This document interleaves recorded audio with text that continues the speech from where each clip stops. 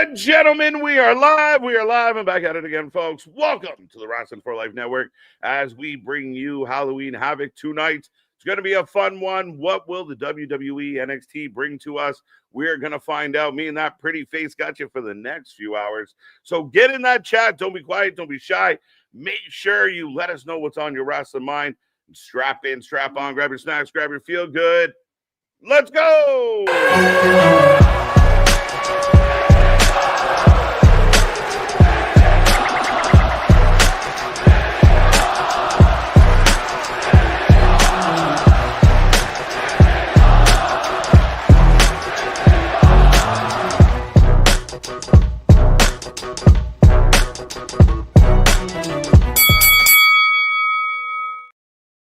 Ding, ding, ding. We are live back at it again, folks. Like I said, we are the Wrestling for Life Network. This is another live stream as we bring you NXT Halloween Havoc or WWE Halloween Havoc. Call it what you will. It's going to be a fun one full of the spooky ooky, and we're going to talk all about it here tonight. We will be your live reaction to all the action as we are for all your favorite wrestling, folks.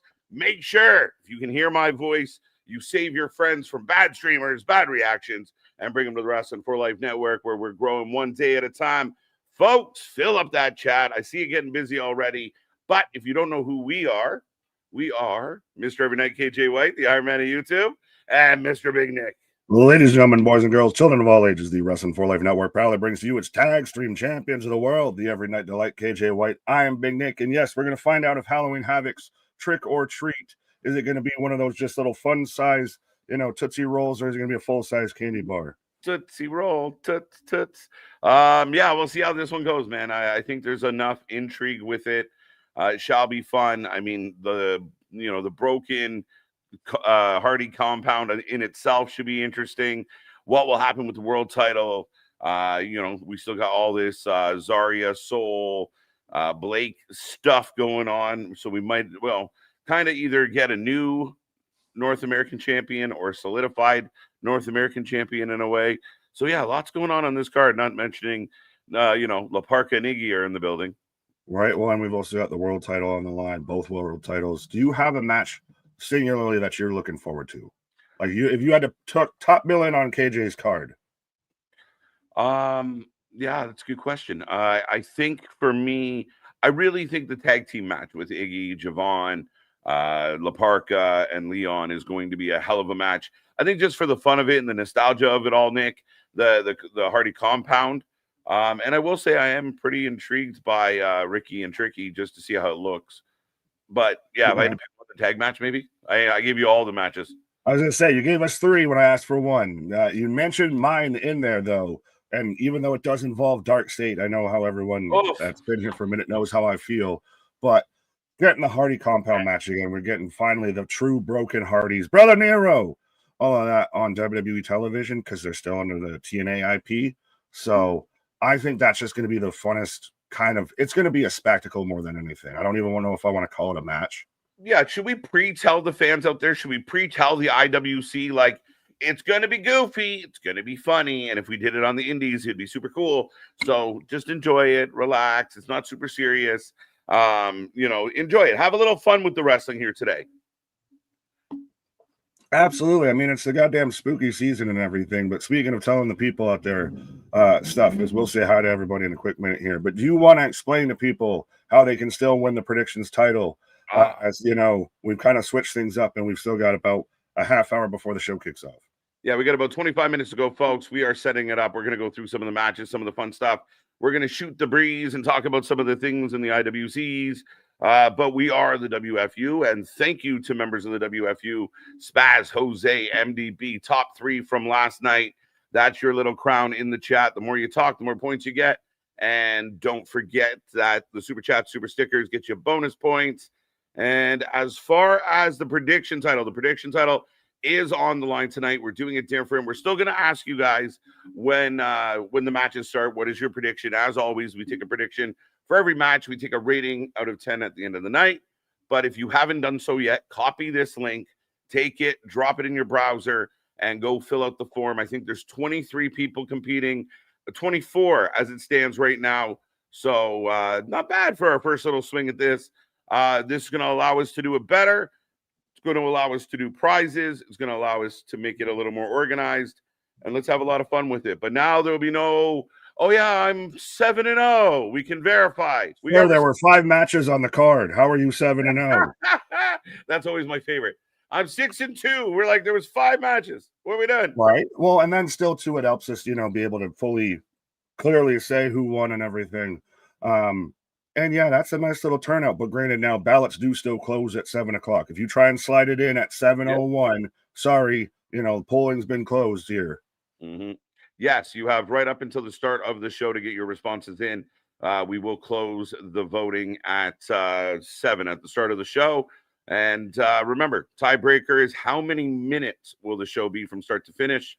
That's from the moment it goes on the air at 8 p.m. assuming, and to the moment where you get the little lower third and the black screen.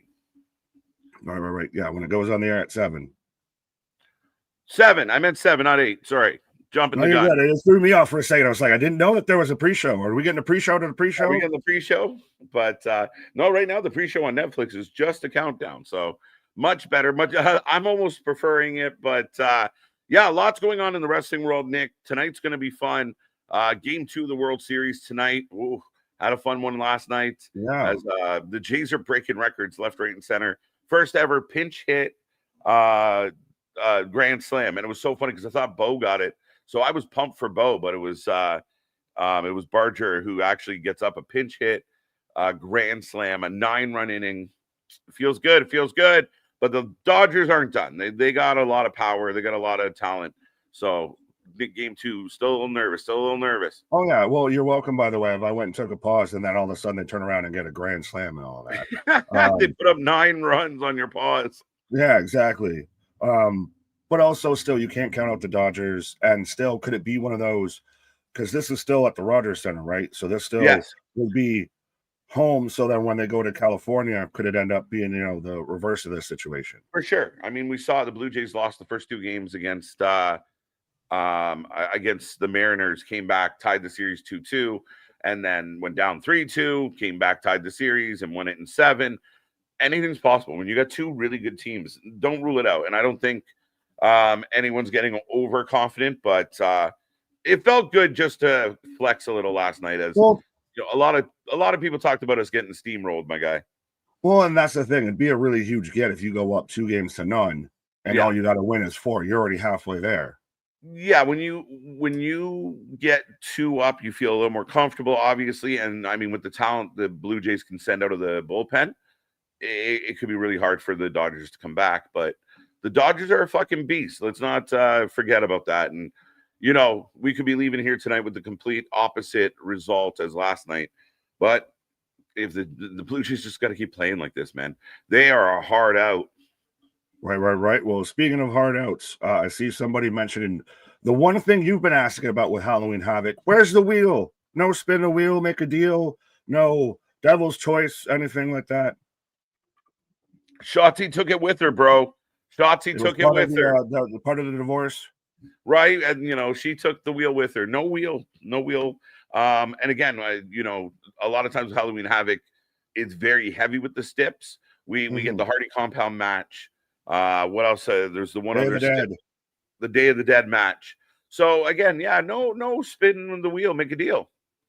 No. But I'm sure we'll probably see a wheel used in the Hardy Boys match and everything. Which I'm curious what they did, what we're gonna get here. Well, and speaking of, things that went away, let's talk about things that might come back. Do we see any surprises, debuts? NXT is famous for kind of doing return surprises on their PLEs. Do we see any new faces, old faces, what have you? I'm torn. Nothing. Rick, yeah, right. Where's he been? Well, we know where he's been, but it's a tough show for me because nobody really like big names jump out. Maybe you got a couple, and I might see how I feel about it, but nothing jumps out big. Where's Jose? Start drinking, my guy. Of the righteous could show up. I mean, it's very spooky and everything. I'm so mad at me for not saying it because I should have known better. But yeah, the righteous Private Party is a good show. That did get brought up on our preview show. Yeah, Private Party, apparently are out there floundering a little bit. They're two talented guys that I think if they were booked well in the previous company, there was a lot there, and they were used as go-betweens to save people's egos from going under the other. So it made them feel not important. I think they could come into NXT and do really well. And imagine getting them and adding them to the main roster. Like, I think they just need like a quick stint in NXT to be like, okay, this is where your cameras are. We're good. Let's get us up there, because they're talented enough to wrestle any team on that main roster right now. But didn't we kind of already have them with Social Gathering there of No Family Blade? Well, that's where you're going to have to be careful that you don't fall into that trap, right? You don't want to run it back. If you do bring them in, you want to make sure they matter. Well, and I think they'll get brought in probably during the Hardy compound. I know we keep talking about it, but that is still funny. I never even thought of it. Brother Zay, we mentioned it during the prediction show. Brother Zay, I knew you'd return. Yes. And again, it would be weird. Like, would there be? A lot of people are not going to know who that is. Yeah, and will there be an adverse response from the diehards of like, I can't believe that's an AEW thing? Oh no, I'm just waiting for AEW Twitter to crash out of they had to reference AEW. Oh, blah, blah, blah. Right. They can't keep their name out of their mouth, man. It's just right. So brutal. No, it's real funny as we're about 17 minutes away from the start of this shindig here tonight. Devin brings up an interesting name, and then we can probably say hi to the people and everything, because I don't know if she's actually released. Of Camille. What if Camille showed up? As far as I understand, Camille's still under contract with AEW. It's like Britt Baker. A lot of people keep kicking Britt Baker around, like her name around, sorry. But as far as we understand it, until otherwise notified, she is a member of AEW. And with all this stuff going on with Andrade and all this stuff going on that happened with Phoenix and Penta, I don't know that Tony's going to be like, you know what, here's your walking papers, Britt. Go wherever you want. Like, I feel like there's a great deal of hesitation, and we joke about Guantanamo Bay, but it's kind of become a thing, a little bit in both directions, but definitely Tony holding on to names that he has no intention of using, just letting them wait it out. Well, then that's you could say the same thing with, you mentioned Andrade. He's kind of locked up in Alcatraz right now. So facts. Yeah, we still the craziest story of, like, how are people going to react if he does pop back up? Like, he just shows up and back elbows fucking, Damien. He takes out Nakamura, because what are you doing with my tag team partner? Which, by the way, does Ray Phoenix just say "see" to anyone that wants to tag with him? Hey, Ray, you want to be in a tag match with me? See. He's a team player, bro. He loves a good tag. Literally. Can't even be mad at it. Right. But should we say hi to the people? We can definitely say hi to the people, my friend. Do you want to click, or I can click? I'm trying to. It's a deep list, long list. Zach said National Trick or Treat Day.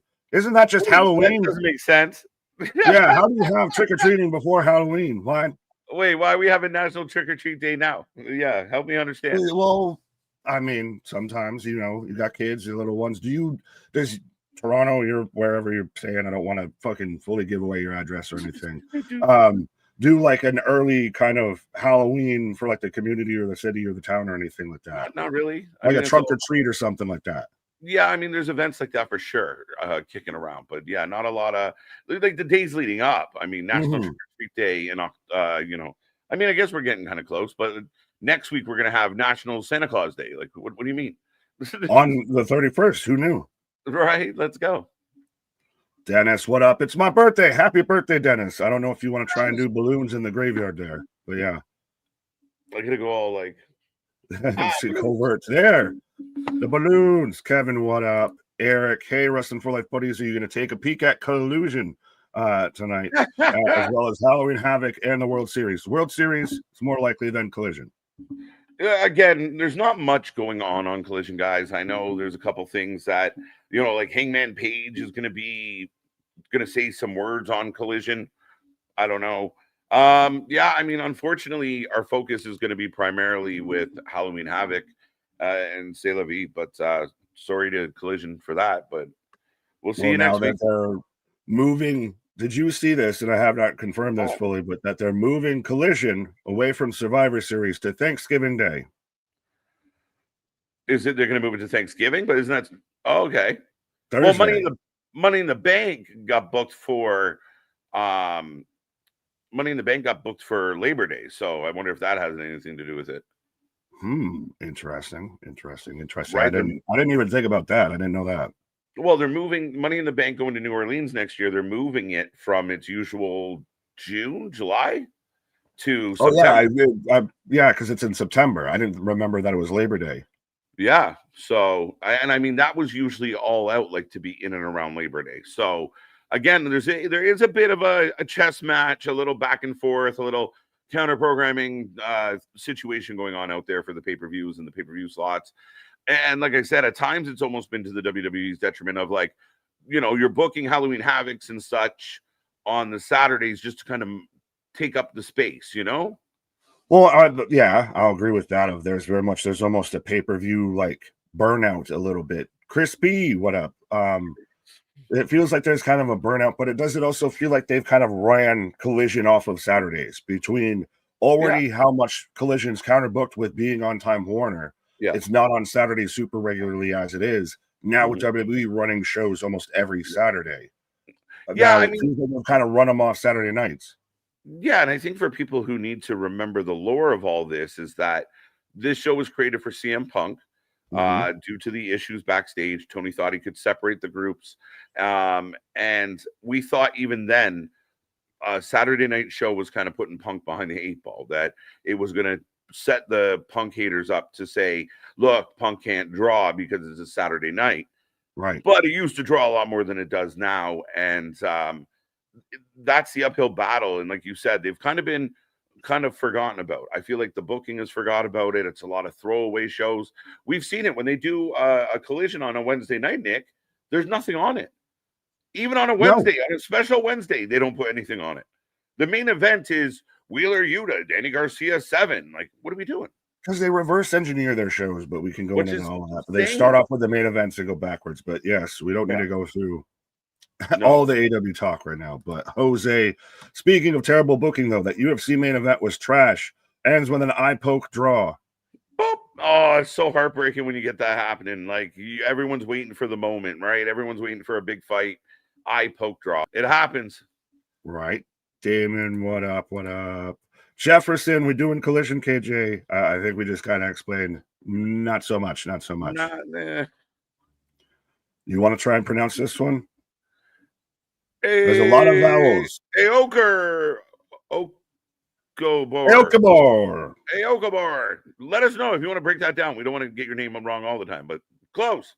Right. He's got some Samsonite. We'll come back to Samsonite. Yeah, my guy wrote a novel. Appreciate you. Maybe we'll have to try and come back to that. But yes. Cherokee George, what up? What up? Sean Reed, what's up? Coming for the predictions title. Still haven't won yet. Honestly, in my opinion, NXT is the hardest to predict. AEW easiest for me. AEW has been very predictable. WWE gets accused of being the predictable of the two brands.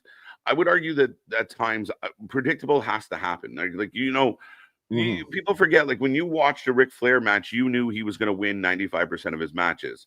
When you watched a Hogan match, you knew Hogan was going to win 90% of his matches. Like, if you're a top guy, you're going to win a lot. So it becomes predictable. It's how you get there and how you make us think maybe this isn't the time. NXT is just a little more all over the place. Like, all of a sudden they're like, title change. You're like, whoa, shit.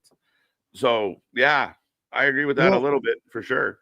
With the aspect of people being called up or anything like that, that's where you can get your shock wins. Like, even respectfully, Ricky Bates, your current NXT champion, was a bit of a shock win of him beating Oba because Oba's the dominator, Oba's the ruler. But now he's probably, we're expecting him to get called up, so you get the win.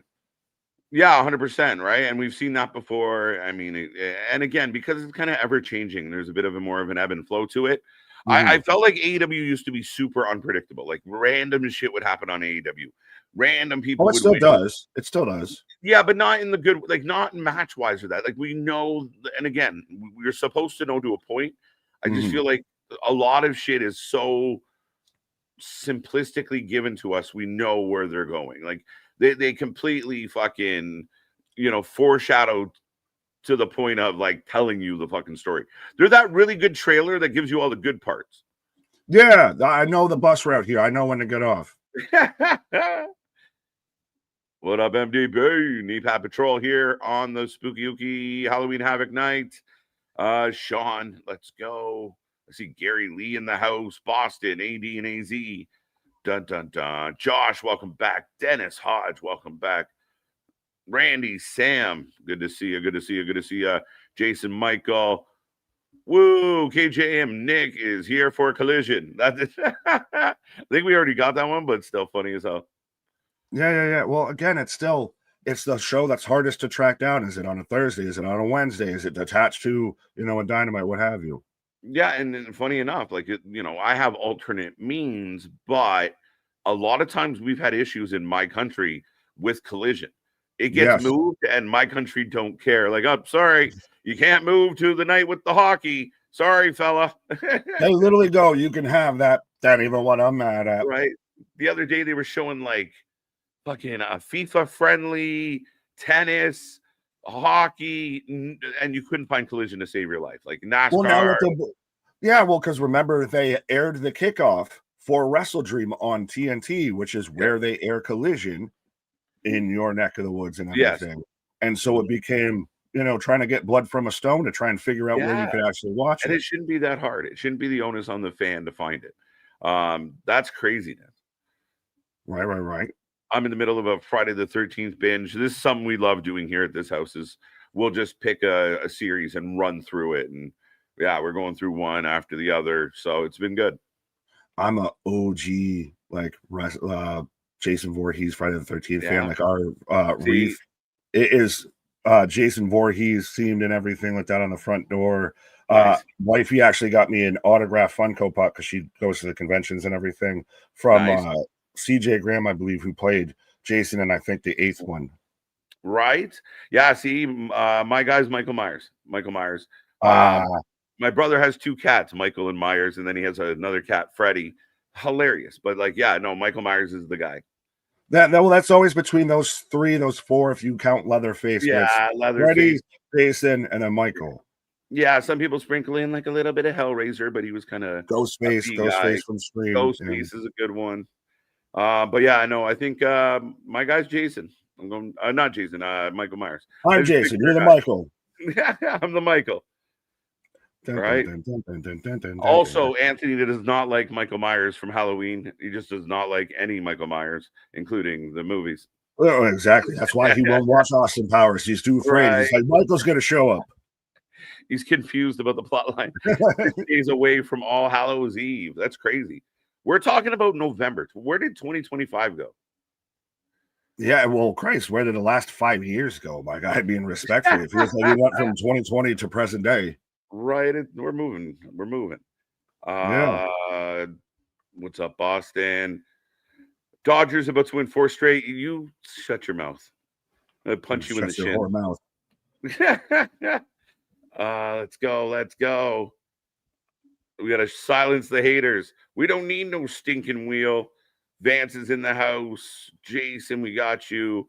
Devin, we see you. How you doing? Bernard, as always, even though he's rooting for the unholy Dodgers. Right. Scott, Jonathan, TJ, bum. ABJ back in the house. Chat is filling up quickly, folks. Keep it coming. Remember, be a friend, tell a friend.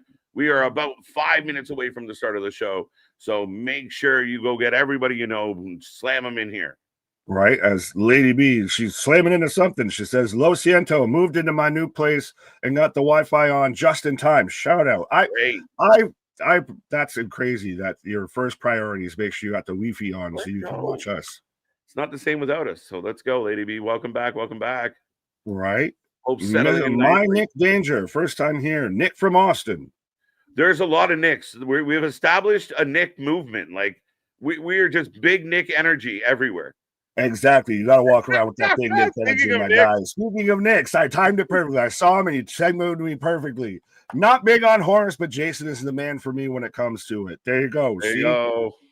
And it won't even bend either way out here. What he said was, I'm not big on horror, but the most digestible is Jason. So, yeah, I agree. The biggest guy in horror. The best. He picked the best around. The most palatable for those who don't like horror, Jason. He's the OG, triple OG. Let's go. Well, Benny the Gray pointing out of Kane Hodder's the best Jason. Kane Hodder, you always assume him with Jason. It's the same thing with like Robert Englund for Freddy. 100%. But I think that might be a benefit to Michael Myers of how he was originally just the Shape. Yeah. So he doesn't really know. You don't know ever. There's no prominent. That's the guy who played Michael that I know of. Right. Tyler Mane's the one that I know of the most, and that's just because he was in the X-Men movies. Right, but the epic part is the William Shatner mask, right? Let's go. That's the epic part of it all. But yeah, no, let's go. I want to see Strowman as Jason. Let's go. Yeah, well, I mean, think about it. That'd be the ultimate WWE tie-in. All my loves are crossing paths out here. Right? Does he do the Strowman Express and like run around a building with a knife out? Well, that's the thing. Yeah, should he be slow and meandering, or should he be running fast and everything? I think he'd be very meandering at this point. Apparently, he needs to be. We're protecting those joints in the big fella. Well, speaking of big fellas, I got Spaz with a $5 super chat. Ghostface doesn't count in the pantheon of slasher killers since Ghostface isn't one person. Facts. It's a myriad of people, right? Like it's the collective. Every movie. Yeah. I'm getting a little woozy here. I recently watched the first 3 Screams. The OG Scream was such a good movie, and especially at the time it came out, it was unique at that time. We might look at it now and kind of roll our eyes, but at the time it was a good flick. Oh yeah, 100%. Well, and it set the tone and everything. Christ almighty, I feel like at times what the character named to where he's like, how to survive a horror movie. Right. That's what I feel like when I'm talking about the laws of wrestling. Right. He who goes over on the go home show, loses at the pay-per-view. It's the same shit. Right. Scream 4 is good for sure. I like Scream 2 with Aunt Jackie. Aunt Jackie. Aunt Jackie from Roseanne. It's like the I was saying. You got me on a whole different path. What match do we think is going to open the PLE as Wesley in the house? Bouncy and Flouncy. Oh, we're going Bouncy out the gate for sure. Yeah. We're getting spooky, scary skeletons starting off this show with La Parka. Yeah, we're getting all the fun stuff. We're going to get the Thriller entrance. We're going to get a guy with a green face and a lizard on his arm. We're getting all the bouncy. We're getting all the fun stuff out the gate right away, I think. That's going to instantly it's going to set the mood. It's going to set the energy for the building and everything like that. When you have those guys going hell for leather, we already talked about it on Thursday, if that might still be the best match of the night, just on the pace and everything that these guys are going to pull off. Yeah. And again, we have reasonable high expectations. Leon's been on fire, X Division champion. Javon's been just cooking as of late. And the other 2 guys are super fun. I know some fans don't know them super well, and I know Iggy feels like he's just a gimmick, but yeah, he's a super over silly gimmick, kind of like the Hurricane, but still ding ding, he can give us some fun and do his job in there. So yeah, I mean, again, I'm all for it, and I think it's going to be a good time. And we might see the Hurricane here too tonight. I hope so. Dude, I'll pop for a Hurricane sighting or Gangrel. I didn't even think about Gangrel. Gangrel come walking out of a tree and some shit. Well, then, speaking of this, as we should be getting a show any minute here, of Tayson, real quick, thoughts on the Last Boys. Do you have a favorite vampire? The Lost Boys is good. Kiefer, let's go. Well, I was going to say a favorite vampire has got to be Blade. Daywalker, Wesley Snipes, badass. If we're expanding, yeah, the Blade was unreal. And one movie they never fucked with. They never really, here comes Young Blade. Like, we're good. Like, no, they keep trying to, and they just can't get it off the fucking ground out there. Right. Snipes is like, Ken, is the Saw series considered horror? Or is it just on its own? I don't know, but I actually like a Saw series a lot. It's definitely horror. Yeah, and it's a good. I mean, I've watched every bit of it. It's the random Chris Rock one that was good times. Spiral, yeah. As I'm getting the Netflix logo, Nikki, I got the peacock. Then I'm trying to figure. We gotta wait for the blink and you miss it forever here. Now they gotta work on this now. So I'll just tap real quick. There you go. Ladies and gentlemen, Nick and I are dialing in. You can do the same at home, as any second we're going to get forever. Yes. And yeah, let's enjoy the show, folks. Be a friend, tell a friend. Let's get triple digits in this chat and come together. Right, absolutely, and 100%. Let's have the spooky conversation before we're out here for Halloween too, because that's going to be a SmackDown. Right. So we're in the spooky vibes. Let's keep the spooky conversation going. No Wendy Chu though. No Wendy Chu. All the spooky. Go all out. Wendy Chu for world champion. Wendy Chu screws over Team Paxley. She should be the new Shotzi Blackheart. No Rosemary. Yeah. I met Shotzi as in the host of Halloween Havoc. And that's okay, yeah, do it. I mean, you could bring her back just for that, even if you don't want her to wrestle. Yeah, make her a manager. 13 Ghosts. Oh my God. Right. That's a good one. That's a good callback. Right. Cabin in the Woods is a good callback too. Cabin in the Woods, all right. The ending kind of jumps the shark huge, but in a not bad way. Well, movies that jump the shark that are kind of like that of Dale and Tucker Must Die. Mm-hmm. That one's where it's the parody of kind of that of you expect them to be, serial killers the whole time and they're just idiots. Yeah, right. Sorry, I was just putting the final touches. So we are now done on your responses for the prediction title. 26 entrants into the predictions this time. So good luck to everybody. Yeah, it's kind of cool. Yeah. Good launch. We got a whole 26 people out there, so we might have 26 new champions. If everybody somehow goes 6-0. Yeah, it's cool. 73% went Blake Monroe. 92 are going Vaughn and Slater. 85 is going Ethan Page. We haven't talked about that match much. Right. It's 57% are going Hardys. It's close, Nick. It's close. JC 76%. You got a desert video package because we're in Arizona. By the time I get to Arizona. Right. But yeah, we are setting this one up, folks. Spooky Ookie package. Right. Larry, KJ, are you going to dress up like Big Nick for SmackDown Halloween night like you did a couple years ago? We'll see what we do. I don't know. I mean, I've done that. Take 47 months to get the black hair dye out of your beard. Right. The shoe polish out of my chin. But it was never the same again. But yeah, I mean, I almost said doing Nick was fun. Happy Friday, clip folks. That. Someone clip that. Someone clipped that. But yeah, no, we'll see what we come up with. Friday, we will be live for Halloween, but that was still a fave. The best part of that was Nick did not know. He found out when everyone else found out. Yeah, that was genuine reaction, folks. And that's still, I think I still have that video of my reaction on my phone right now at this point. That's awesome. Yeah, well, but God damn it, my guy, humbled is a weird way to put that, but yeah, I didn't expect it at all, and someone took the time to try and be me. What? I'm a costume. I don't even want to be me. Why does someone else want to be me? What? Right. That took a turn. I couldn't find a beard like KJ's, so I could be KJ Black for Halloween. My guy. I would have popped. You couldn't find a gray beard? Yeah, and just color in the sides.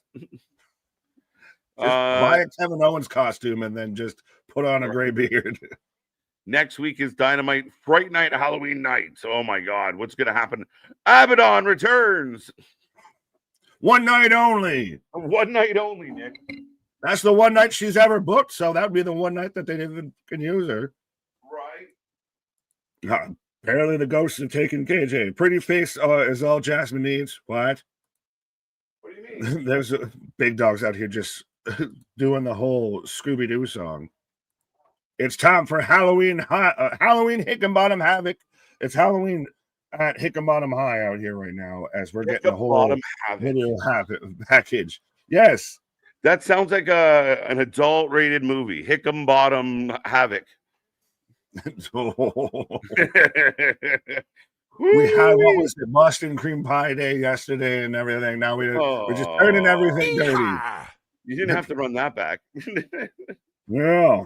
What is today? National what? Trick or treat day. Remember we were saying no, that's just Halloween. Day. I was curious. Okay, good point.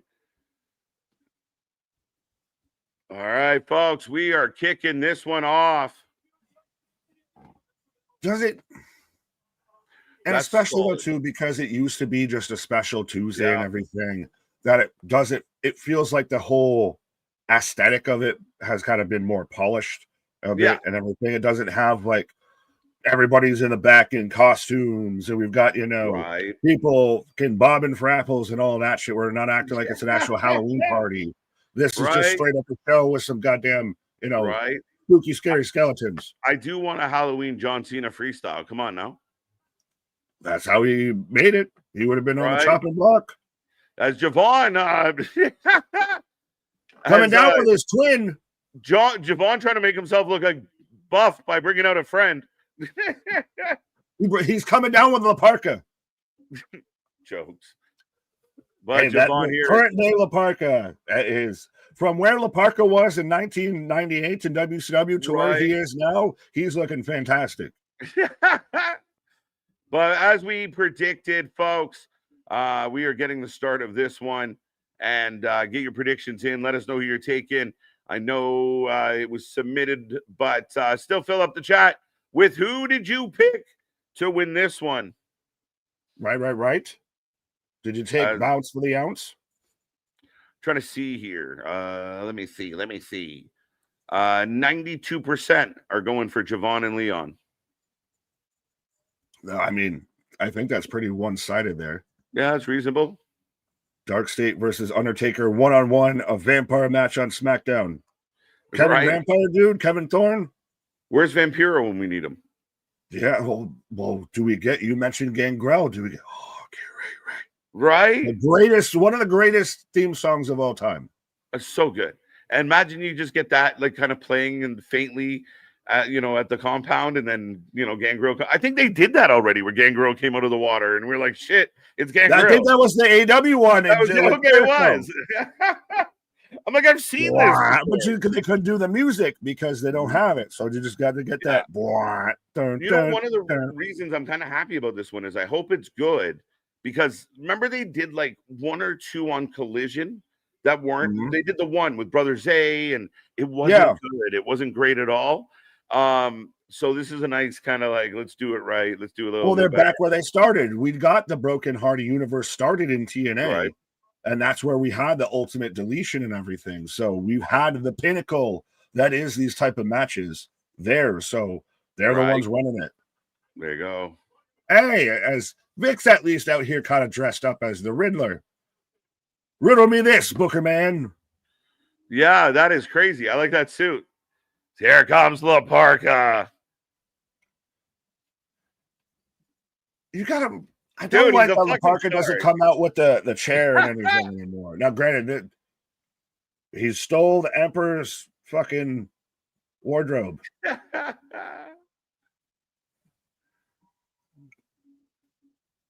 You can tell it's all like plastic because he's just he can just shake. He can't really move that much in it. He's just got to stay super still and just shake. But here comes Iggy.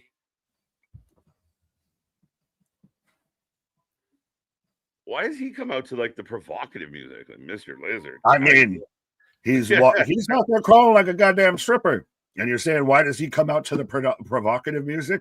Hey, that's that heavy bass, just slapping the bass. Mr. Iguana, now coming to the stage, Mr. Iguana.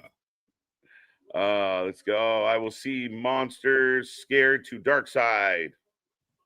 Dark State? Dark State?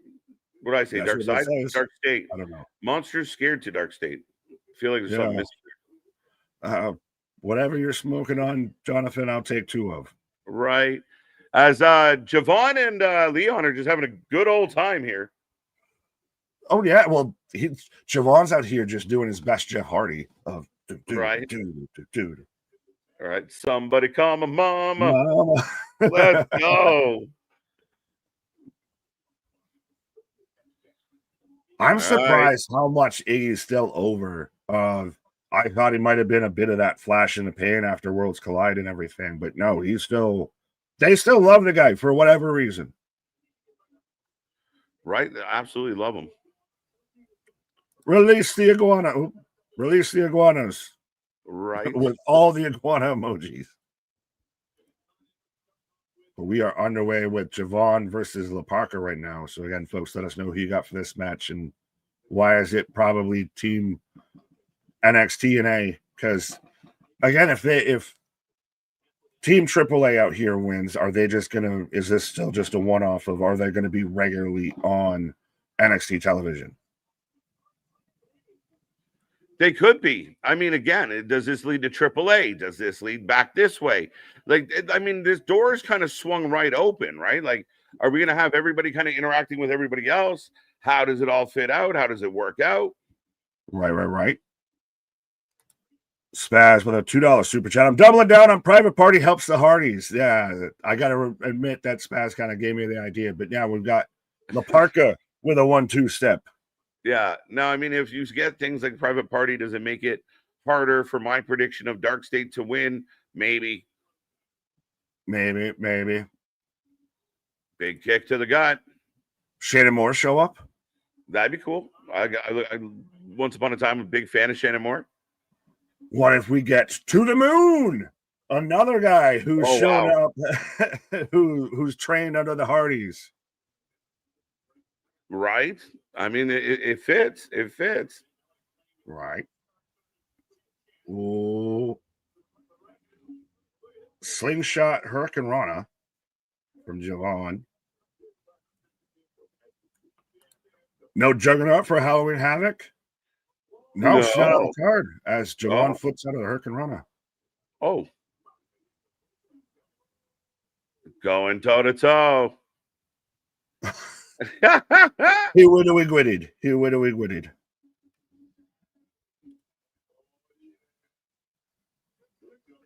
This is what we talked about. If they just want the energy, this is the excitement. This is get the people excited, get everybody rallied up here before. Yeah. This is why I don't love doing 3 or 4 matches on a pre-show. I like when you get there, you come out the gate swinging. Giving me, like, if I'm in my seat and we're watching, yeah, sure, it's a nice, fun, whatever. But I kind of want you to step with your best foot forward. I don't think 3 matches I don't give a shit about is the way to kind of get me amped. So open the show with something like this and let's get going. Would you save pre-shows for like your couple rare big shows? Yeah. One that's they kind of make it. Sorry. Yeah, no, and just do like one match, like one high energy match.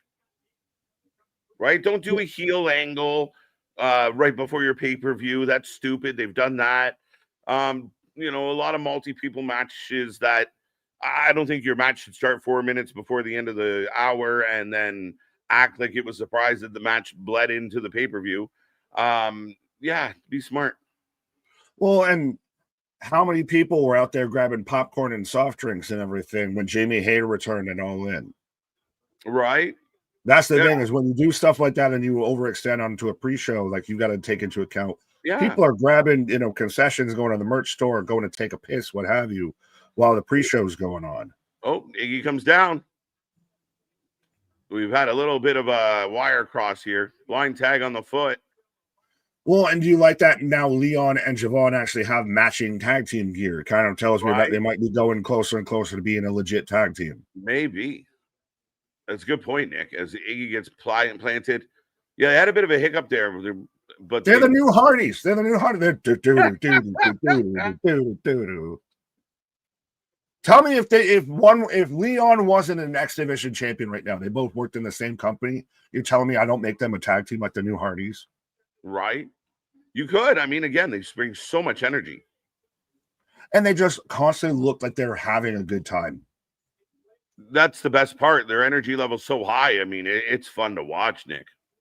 And contagious, infectious, and how many other, things can we say before somebody starts calling it a disease? We got they touched the iguana. No one wants to touch it. Hot potato. Oh, flying lizard. Almost missed.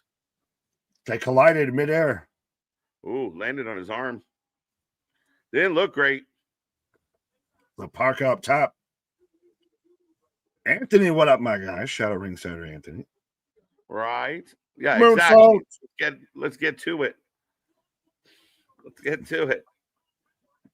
I am sports entertained so far. How could you not be? Absolutely. I still find it funny that they threw the iguana, they threw the puppet back at Mr. Iguana to try and like distraction. Right? We don't want it. We don't want it. Gliding lizards. Gliding lizards. That's terrifying. Are you a reptile guy? I used to have little anoles, like little What lizards. the hell is a knoll? That sounds like New Orleans. Little lizards, like little mini iguanas. They're adorable. I had Busy, Lazy, Crazy, and Wish. And now he's all grown up, and now here wrestling. And now he's all here wrestling. Big gut buster. 1, 2. Those. Sugar glider. Oops, I keep missing by a goddamn comment. La Parka came to work. I think all 4 men did.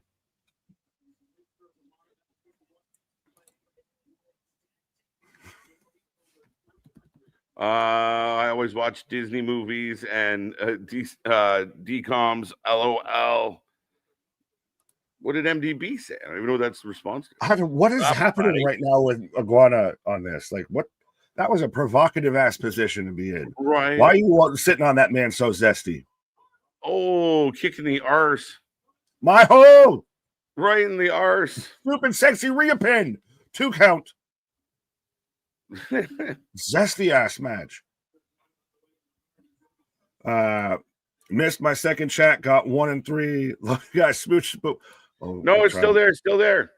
We got it there. $10 super chat from Spaz with Strowman cast as new Jason. Allegedly, it's all still allegedly for the reboot. What wrestlers should play?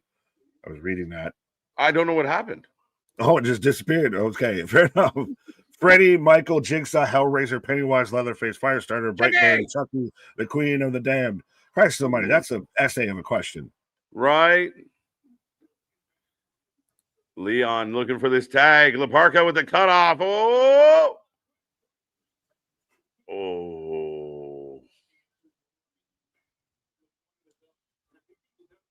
Both men trying to get to a tag right now. Have a good decom. What? Oh, drum cut. Why did it take me? I was like DC fucking. I was thinking Batman. Zelina could be Queen of the Damned. Yeah. Oh, it was Aaliyah. Right.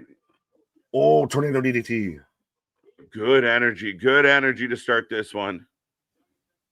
Again, get out your stars there. Whoa. Oh, that is a filthy neck breaker. Put all of the stank on it. That was Stankonia. Let's fucking go. Great start to Halloween Havoc here, folks. They're chanting TNA. Anthony, is it a normal practice of Leon Slater out here with the kind of Jeff Hardy half body paint kind of thing that he's got going on and everything? Because I don't think it is. So I'm just curious about it.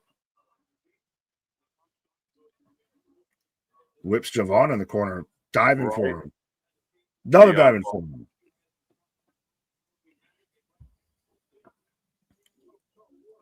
One, two count. Not bad on the kick, not bad. Little air through it, but we're good. We're good. I mean, when you're moving that high at that rate of speed and everything, my guy, it's a little tough at times to fully get in trajectory. Right. It's normal, Nick. He does it on special occasions. It's not normal. Okay, so I'm all right in noticing. Oh, Javon. Oh, wait. I need these guys as a tag team. Just staying going forward. Respectfully, Leon can drop the X division. Just give me these 2 guys as a tag team permanently. Oh, for now. Oh, what is happening? Roll through armbar.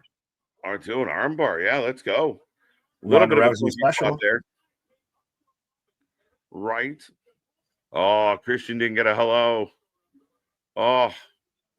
Hello. Hello, my honey. Hello, my baby. Hello, my ragtime gal.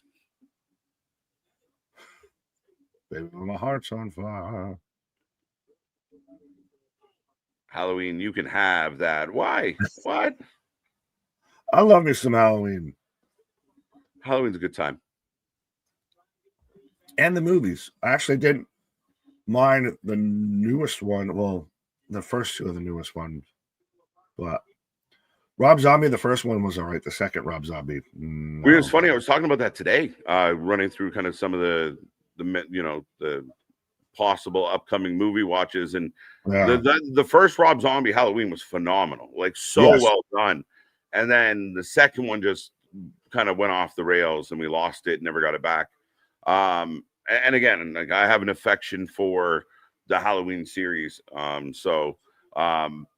was so good. And then they did some bad shit near the end there, and H2O wasn't great. And then the last one was. How do you feel about the rehash or the newer ones that they did with why am I blanking on her name and everything like that? Who was in the original ones? I almost called her Jamie Hader. Jamie. Yes. Jamie Lee. I had a Jamie, and I think I was thinking Jamie Hader instead of Jamie Lee Curtis. But the first one was good. The second one, all right. How do you have a Halloween movie and you don't see Michael Myers for the first 45 minutes? How do you do that? Someone help me understand. What are we thinking here? What are we doing? It's terrible. It's because all the movies nowadays are about feelings. Let's stand around and talk about how we feel about the killer, opposed to the killer just fucking killing. What are we doing? Build up the tension. Oh yeah, I was tense. Well, we've got a tense situation between Javon and Iguana right now. But yeah, I like the first one. The second one, where it just became all about the townspeople. What was that? And then the third one, to where he was like possessing another person. No. What is happening? I don't know if they know Spanish, because I don't think this is lost in translation. Where Javon just kind of slapped Iggy to the ground, and now we're all like what is happening? The match has come to a halt. He just what was that? He just dick clapped him with a lizard, and they watched that happen. They just let it happen. That's a foreign object. Well, even then, they just watched it happen. You had the match 2-on-1 and you just stopped. They were caught up by the charisma of the Iguana. I don't know. Yeah, why would they stop the match for like a minute and a half and just stare at each other? Get to the fucking point. Oh, the crowd went quiet. Yeah, oh my God. Holy shit. Folks, you can pick up La Parca's mask from parking lot C, row 7 right now, because that man just got fucking taken out. Like, what has happened in this match? Jumped into the ring and ate a super kick at the same time. That move was insane. What was that? There was like a tornado BFT? Yeah. Well, La Parca dumped out. Has this match become a shoot? What is happening? Yeah, like that. Oh. He had to make sure he got to hurdle it. Normally he does it fully clean. He kind of pulled himself up on that. But yeah, Leon woke the crowd up a little. The clunkiness kind of took the crowd out of it a bit, Nick. Well, yeah, when you live and die by the high fly, when you slow it down, when you're going fast paced and you slow it down, you're gonna slow it way down to everybody. And that whole set with big ass frog splash across the ring. 1, 2 count. Yeah, that whole lizard spot of Kung Fu Master Splinter, Mr. Iguana just was really weird. Yeah, like just to stand there, all for now we're getting a "This is awesome" chant. So how quickly we change. You fickle fames, you. This is awesome. Went from what is happening to oh, it's awesome. Yeah. This became a spot fest. Oh, that's clever. I'm okay with the spot fest. Well, yes and no. Some of it needs to still make sense within the bit of the match. Like that right there, that's a spot. That's what you would call a spot fest, to where you have, Iguana popping up with the puppet. That's cool. Him being Master Roshi with the fucking Iguana in the middle of this when they got him 2-1 and everything is fucking stupid. randomly nut tapped him with his stuffed animal. His lizard met his lizard. Right. Oh. This is like, oh, Iggy. Hey, I'll give him that on a jump into nothing because he had to catch the fucking lizard. It's a foreign object. They're acting like it's a real lizard, but he also turns around and whips him like it's fucking Bianca Belair's braid. They're treating this toy like it's fucking real. Oh, I'm a real boy. They're treating this toy like it's Bianca Belair's ponytail. That's what I'm saying. Right? Like, what are we doing? As everybody falls NXT chance breakout. So we reset. Right. Botchamania is going to be an hour long after this one. It has been like, not like outright, like in your face, we fucked something up, but just like a lot of like moments of like, what are you supposed to do? What are you doing? I don't know. This match feels lost in translation. Which also, fun fact for anyone that's new here and everything, we've been on Botchamania and we were even, well, the part of the interview that we did was too spicy for the tubes of you. Yes. We were in the initial video and then there was one too many, expletives and had to take it out. Yeah. So we got botched in trouble, but we got botched by Botchamania. Right.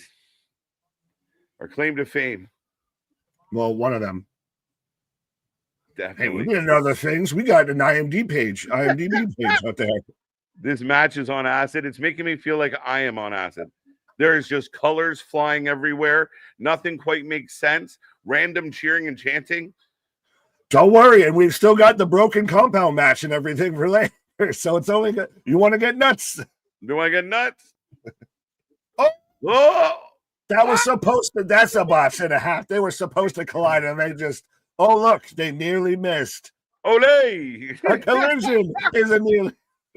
Down, we are rolling. This is organized chaos. Unorganized chaos. Oh, I don't know. What a cutter. It's so chaotic. I don't know how to look away. Vince Russo, is that you? Oh! Javon, again, I feel like everyone's like just missing by a mark. Oh. 1, 2, 3. Leon with the pin. Dude, that is a Dave Meltzer special. No good tags, just chaos everywhere. That's 5 stars. That's Jurassic Express Young Bucks right there. Tenfold. That's 17 stars. Someone right now, if you're looking at an honest version of Dave Meltzer right now, he is the Randy Marsh meme of just him covered in a white fluid substance. Dude, that was just crazy messy. It honestly felt like 4 guys who just met today. I know we said we weren't going to watch Collision, but did we just watch Collision? There was a lot of even that. They just showed the replay of the tope, and even that looked like he almost caught his foot. Like everything looked a little clunky. Like, did this turn into a lucha shoot? What was happening? They were all just like a half tick off. Everybody they just didn't have it fully dialed in, and when you're gonna do stuff like that, you've got to be dialed in. Shit. Yeah. What are you doing? What are you doing? Weird stance. Who's driving this thing?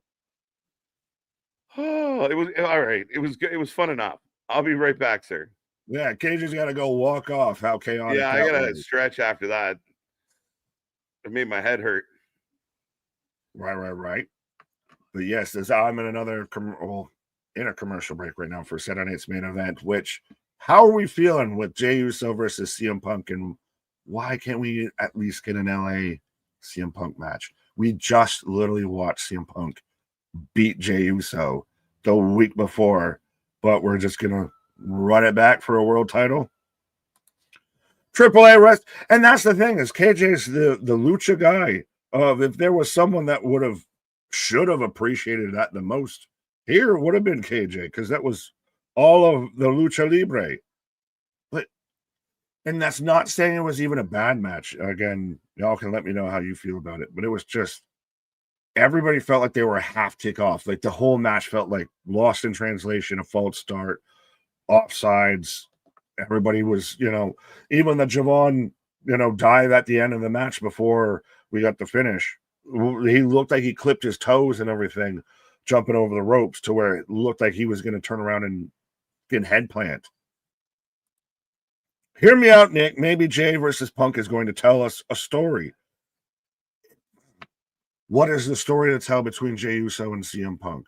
I think there's more of a story to tell between LA Knight and CM Punk right now, seeing how they've had their back and forth and they've had their, interaction. And even CM Punk specifically mentioned about LA Knight going at the world title and everything, and how he's that guy who's never won it, never challenged for it, The Jey Uso thing to me is, I still think, caught up in the whole Jimmy Uso, Roman Reigns storyline.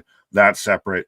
I think this is, and the biggest, to me, overarching thing I think about all of this for me is, we know at the end of the day, it's going to get interfered by the Vision. It's still going to end up being Braun Breaker, Bronson Reed, show up, interfere. We could literally, much like the UFC main event that we saw earlier today and everything that we're talking about, we could very much see just a no contest of there is no champion out here after we get the Vision getting involved and we just hold everything up again. It feels, and this could just be me being damper on it because they've just done it so much they always have the Vision interfere. They've had them in the main event constantly all the time. It feels a bit repetitive. And it's not going to be Jey Uso. It's going to be CM Punk if there's going to be an actual winner, I feel. So why can't you do LA Knight versus CM Punk, a match we didn't just see the week before and didn't already see how CM Punk beat this man, and you already got that bit of tension? And what if, is there anyone that could secretly join the new Vision? Could it be an LA Knight? It was the long con all along. Could it be, do we get a Jay heel turn or a Jimmy heel turn? I've seen people mention both of them. So I don't know what to make of it, but I know we've seen Jay versus CM Punk quite a bit recently, and I kind of just want something different. You could have just thrown LA in there, and then he's got his world title match. He could have had it, even if he wins it, and then turns around and he's the one that drops it to Braun. Because, spoiler alert, Dave sat there and said, "Oh, well, there was plans for the world title to be on Braun Breaker." Yeah, no shit. We all kind of saw that. But yeah. Anyways, Austin Theory is not a bad. It's so funny that and again, now if they don't do Austin Theory, we can't be mad at it, because the only people that have built up the whole situation of Austin Theory being involved in this group at all is the internet. So let's see how that plays out.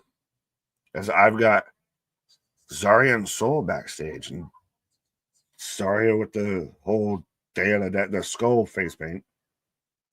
See, she actually looks, legit with this. But Izzy and Tatum looking fine. Can anyone, though? I know I saw it going around of the whole Culling video package to where they're all in white and a swamp and everything, and it just clicked in my brain a little bit like that. I was going to say it sounds very Bray Wyatt-ish and everything like that, but if you turn around, you know the Righteous, who's known for wearing white, very Bray Wyatt-esque visuals and everything. You throw them involved in that, be interesting, but we'll see. Yeah, so we got the women backstage. Austin Theory is future past. Who's what now? Zarya. Hell yeah, man. Is it interesting that she's out there defending this for Sol Ruca when Blake Monroe had to beat her to get the shot at Sol Ruca? So we've already kind of watched this match on one hand. And so up next, we're getting the North American Championship between Ethan Page and Dr. Wagner Jr. in the Day of the Dead match. So no step to step, which this is essentially just a no DQ match. But let me know, folks, who you taking, and why is it Ethan Page? Because he's been goddamn fantastic lately. Even on the interview that they had him doing the pre-show. Oh, interesting. So, Dr. Wagner Jr. out here with the kind of the mystical, the Mysterio mask and everything like that. I know I'm getting blanking on the actual full name of it, but yeah, of very much kind of the same style, I'll say, that Andrade had before he took the mask off and everything and ended up going that route. So is this just, hey, come home, bud? We can use you over here. Not taking even Page, taking Dr. Wagner. There you go. There you go. Rey Mysterio homage. Yeah, well, a little bit with that too. There's a fascination, I'll say, with Lucha Libre culture with that. Yeah. Anyways, I vote for Dr. Wagner Jr. HT Tarot, what up? What up? I think this has got to go all ego. All ego. Is the referee are dressing up tonight for Halloween Havoc? Not that I'm aware of, as Ethan's got the half a face paint. That's what Cage is going to do. He's going to come back, have his face painted for the Blue Jays out here. This is the greatest North American champion. Even got it stitched into the jacket. I like it. Yeah, he's got the maple leaf. Yeah, there is so much to like, so much good going on with Ethan Page right now. If he has finally truly hit his stride, he's got to win over the current NXT champion for this exact title that he won. He's doing a great job he carries it the same as Cody and all of that. A very polished, old school politician-y, all of that I'm putting prestige back on this, has that old school vibe to it. Could fit in perfectly with Chelsea Green, of them doing their whole kind of political, but also Canadian forward gimmick. I'm still waiting to where when we get heel Cody Rhodes and politicking Cody Rhodes, that you get Ethan Page paired up with him again, because those two together just look like the perfect pair of douchebags that you want to punch. They look like the literal frat bros, douche bros. But yeah, he is hitting all the strikes right now. And hey, all of his success isn't a shot at AEW, isn't this, isn't that. It's just he found his goddamn stride, and it's going to work perfectly. And so we are on our way, and they turn the lights out. This is why the face paint. This is giving me Bray Wyatt, LA Knight, Mountain Dew pitch black match vibes. Is it because I said LA Knight too many times? I invoked the spirit of the pitch black. Hashtag not sponsored. That should be a thing, if anything, that we need to be sponsored by, is something like Mountain Dew. It fits the wrestling vibe, and goddamn it, with how much we're up here covering all the wrestling, we got to stay awake all these hours. Thunder Rosa didn't invent that. About the half the face paint. Yeah, it fits with the Day of the Dead. Could we see a Thunder Rosa? The thunder roll and the lightning strike. But let me know, folks, who you got. Dr. Wagner Jr. or Ethan Page, and it's just the NXT North American title on the line. It's not both titles. I think KJ thought it was on Thursday. No Henry glitches so far. Sin Cara match. Is it Sin Cara Azul or Sin Cara? Yeah, Penta or whatever the game was there. Chair shot to the back on Ethan. Spaz with a $10 super chat. Is there a glut of champ versus champ or double champ or belt collectors stories across all wrestling, WWE, NXT, AAA, TNA, AEW, Ring of Honor right now? Not even mentioning 12-time knee pad Monet. No, I think that's become the focal point of all of that. And I don't think you're seeing too much of that. You might have a recency bias to missile dropkick off the top rope. 1, 2 count. Recency bias because we just saw that with Crown Jewel. I think might be the only thing. Beyond that, I don't think that's really the case. Outside of Monet, I'll say. Down by the Bay, play with some clay. And what no, Thunder Rosa is busy doing everything else besides wrestling. Well, that seems like most of AEW's roster. Wrestling for Life, sponsored by the WFU, Wrestling Fans United to the end. Yeah, so we sponsored ourselves. What? Oh. Don DeMarco. Step up knee into the corner from Wagner onto Ethan. I currently got NXT Halloween Havoc 2020 on Tubi. Ronan, well, we'll let you know on Halloween Havoc 2025. Will you watch Halloween Havoc 2020? Time Traveler. Oh, all right, this is again extra zesty. Why are they trying to pin this chair? And why would you stay like this in this position for so long? They're pinning a chair to this man's booty. And he just drop kicked a chair into that man's hole. That's there's no other way to describe that. That was, why did you do that? Why was that a thing that needed to be? So is Dr. Wagner's dad a doctor too? They're all doctors. He's got a PhD in kicking ass. Pin the chair on the booty. Yeah, it's a terrible party game. It just barely lost out in the trademark battles too. Pin the tail on the donkey. It was a runner-up here. That's a hell of a kick. Fred Rogers. Won't you be my neighbor? What up, what up? I'm predicting a surprise after this match. The challenge, Ethan. Could be, or are they going to do, I think when, and I do say when Ethan wins this match, at the end of this, they're going to just go, well, he survived, and we'll go on to that. Of maybe we'll set up a run back of Ethan goes now back to AAA and challenges Wagner Jr. for his belt. Whoa, What in the gobbledygooker goes from beyond one? The gobbledygooker. I watched that Survivor Series the other day. So dumb. Like, what was the thought? Hector Guerrero, shout out. That's like, your one claim to fame. Yeah, right. Like, what the fuck was the process behind this? Like, what was the point? Well, it almost became Taker. 2 count. Yeah, so they kept the lights down for the Day of the Dead match. Did you? Is it giving you like it was giving me Mountain Dew pitch black vibes? So like I was expecting for Ian Page's face to start glowing and everything. Yeah, right.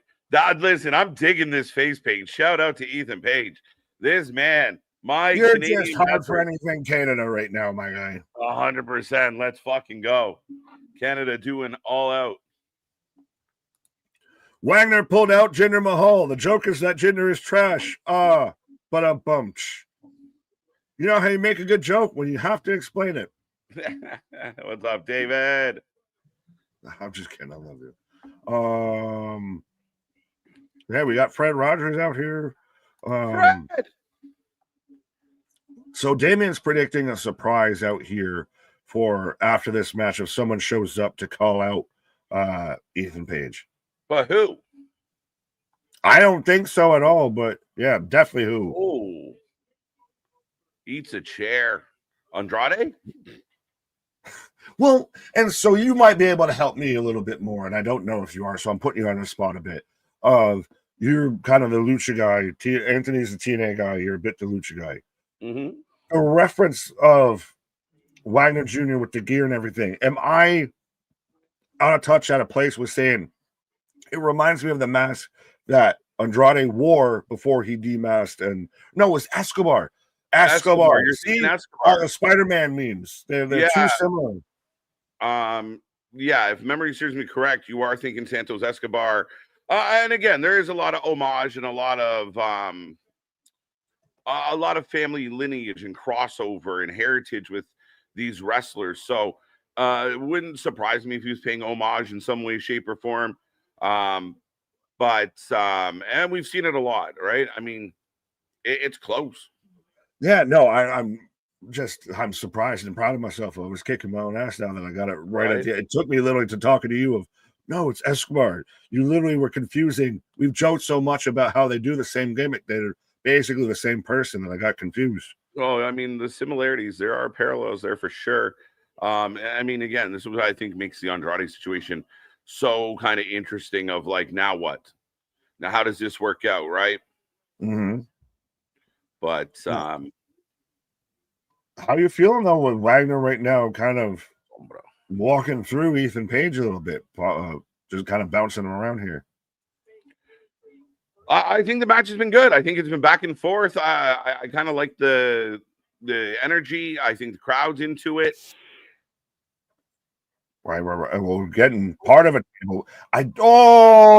That's cool. That's clever. I dig that. I was just about to say that they only have part of the table pulled out and they have one leg propped up. So you get a drop toe hold and bam, lands right on it. That's clever. Nice spot. Nice spot.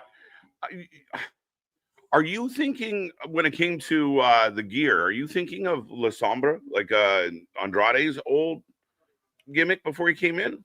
Both of them, all of them. And even someone mentioned it. It's a tribute to Ronald Mysterious, Halloween Havoc. Halloween Havoc, the purple, was it 88 or 89 to where he was out there wrestling Eddie Guerrero and everything, right? 98, yeah, 97. Yes, that's what it was. But yeah, I was just really dating Eddie Guerrero and Mysterio for a minute. I added an extra 10 years, right? But no, it's that it feels like that's a common run back amongst like lucha libre, like wrestling. I mean, again, because of the heritage and it's so rich and strong in Mexico, and you see it a lot with the New Japan wrestling, Nick. Of like they always do acknowledge the past, and they're very respectful of the past. We don't really have that in like our North American wrestling to an extent. Like the homage, like we don't look at the old timers the way they do. And you see a lot of it. Well, I will say Bret Hart's a god in Canada, so I think it's different of Canada versus the US. Oh, he's bleeding. He's bleeding. They must not be in Missouri. That's good news. Right. Yeah, well, yeah, they're in Arizona. Arizona. Crimson mask out there, and it oddly enough, it almost matches up with the other half of his face. Right. So it's a good look. Well. He is bleeding. It's not just pain, right? No, yeah, I'm double checking. I was double checking. I was like, yeah, no, it's there. He's gushing. He's got a crimson mask. Crimson and clover. Right. Well, I'm gonna go pay homage to my past, but I'll be back here, sir. All right, Nick, taking a pause for the cause. Show rolls on. Control of Dr. Wagner Jr. in this North American title match, folks. Get in that chat, blow it up. We want to see triple digits in the chat, sitting over 70 already. So be a friend, tell a friend. Let's see how high we can get the number tonight on a Saturday night. Few more matches to go. Nice sidewalk slam on the chair.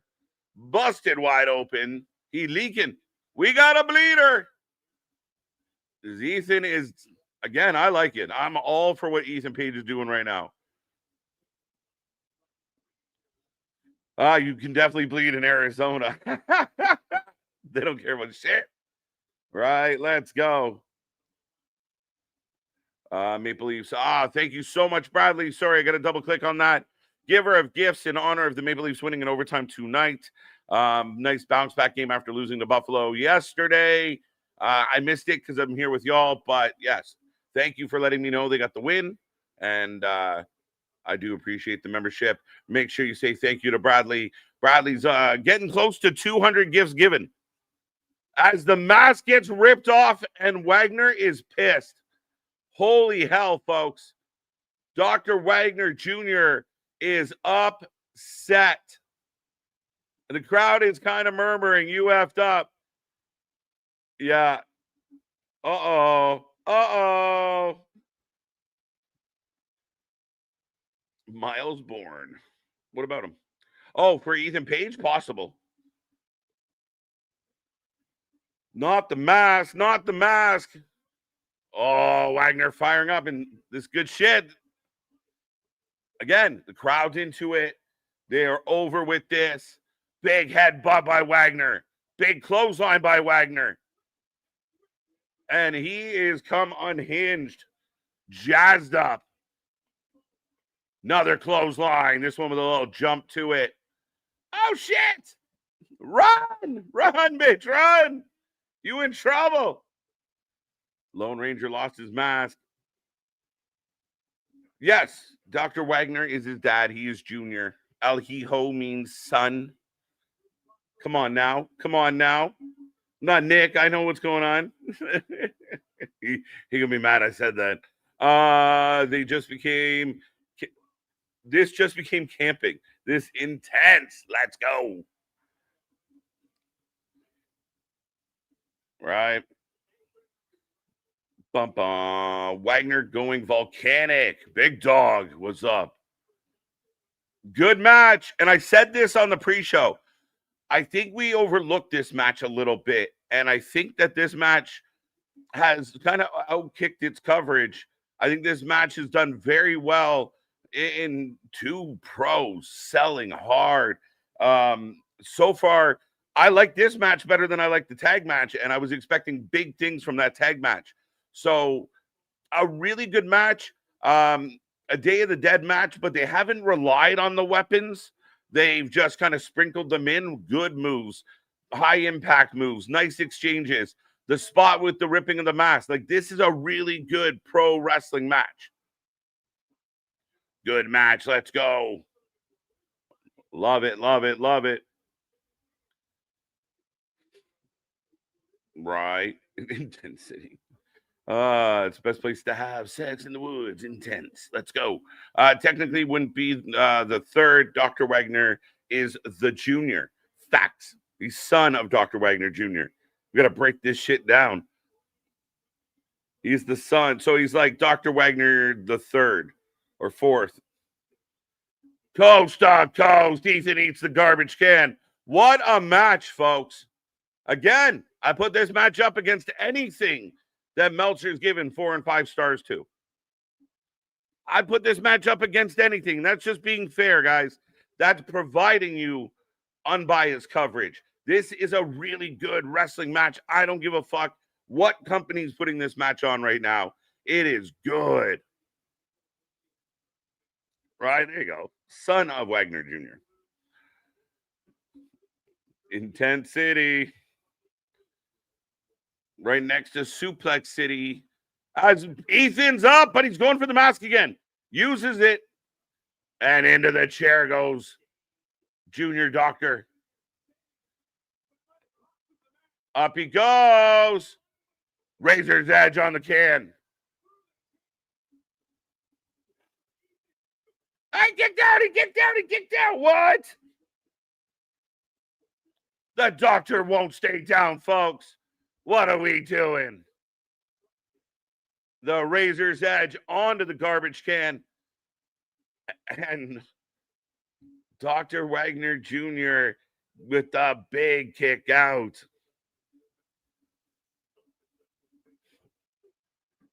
The third. Yeah, there we go. The third, right? This has been solid. Ethan Page is a star. And I know Nick mentioned it. Nick and I talked about it on Thursday as well. The idea that some fans out there, they're doing this with Ethan in spite of. And I don't think that's the case. Ethan signed here to prove that he was a top-tier wrestler. And so far, he's living up to the billing. It's kind of similar to like Mike Santana. Mike Santana left. He could have re-signed and stayed in a tag team that wasn't booked. Oh, we got a bit of a sloppy Hurricane Rana into a chair. Oh! Wow. Wagner came down pretty quick, but they pulled it off. Ended up looking like a little more of a delayed Frankensteiner.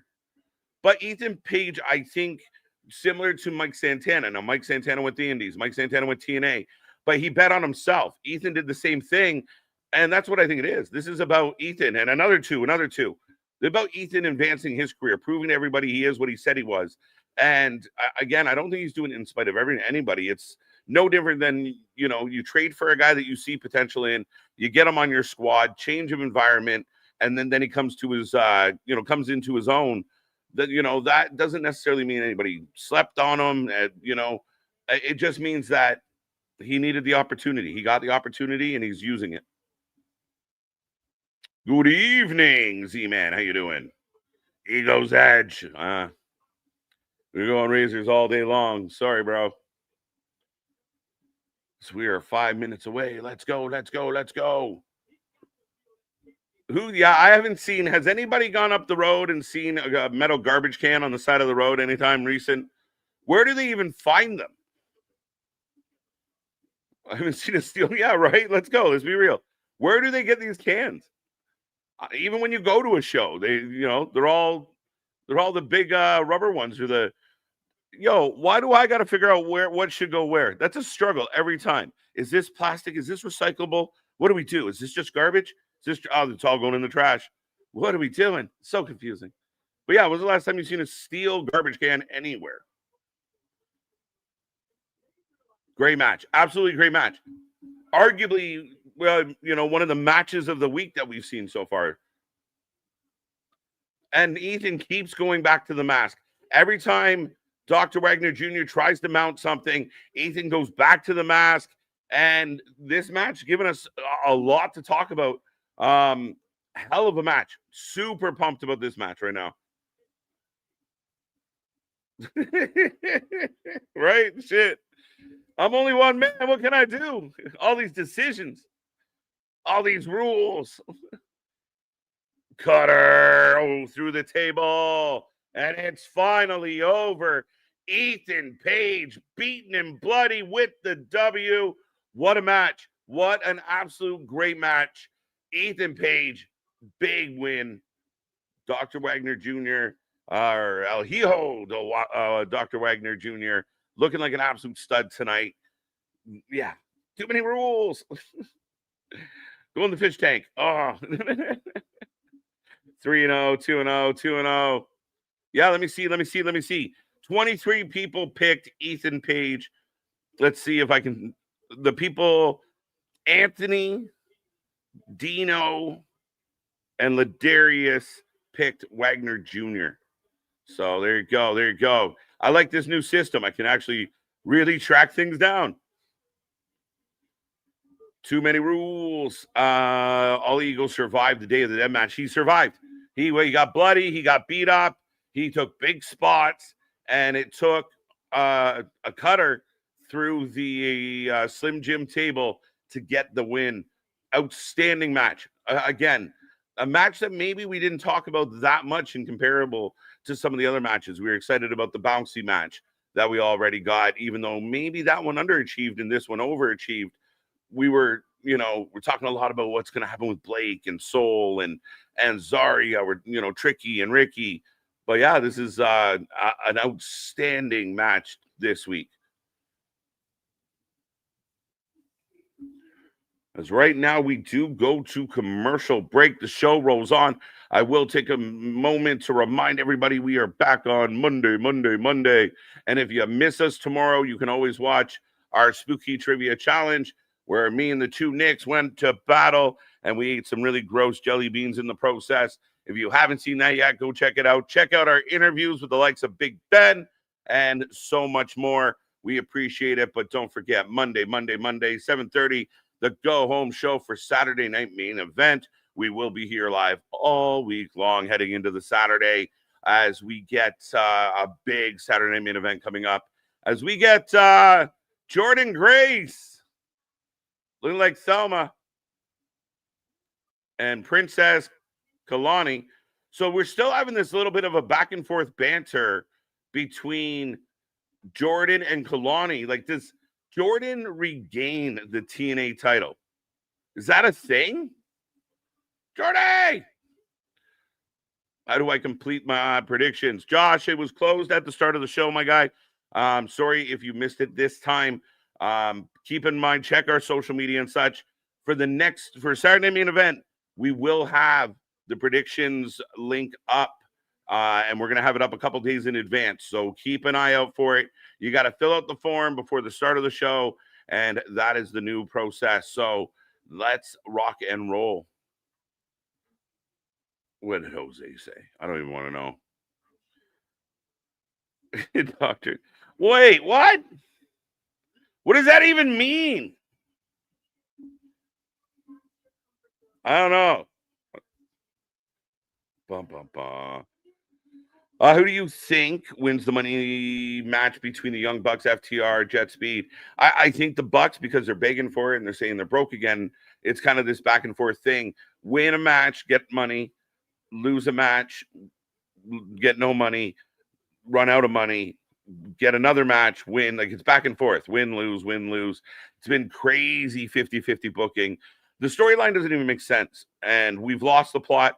I thought at first when they were kind of fucking with them, especially because if you want to be realistic, they tie it back into the fact of, and the commentary should have sold us on, these are guys that bullied and picked on and hurt Tony Khan. Here's the revenge.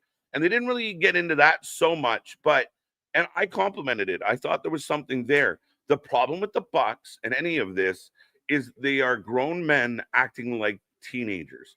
And for most of us, I think in the key demo, it comes off really silly, really childish. And they have fun matches, but they have repetitive matches. They do all the same tricks.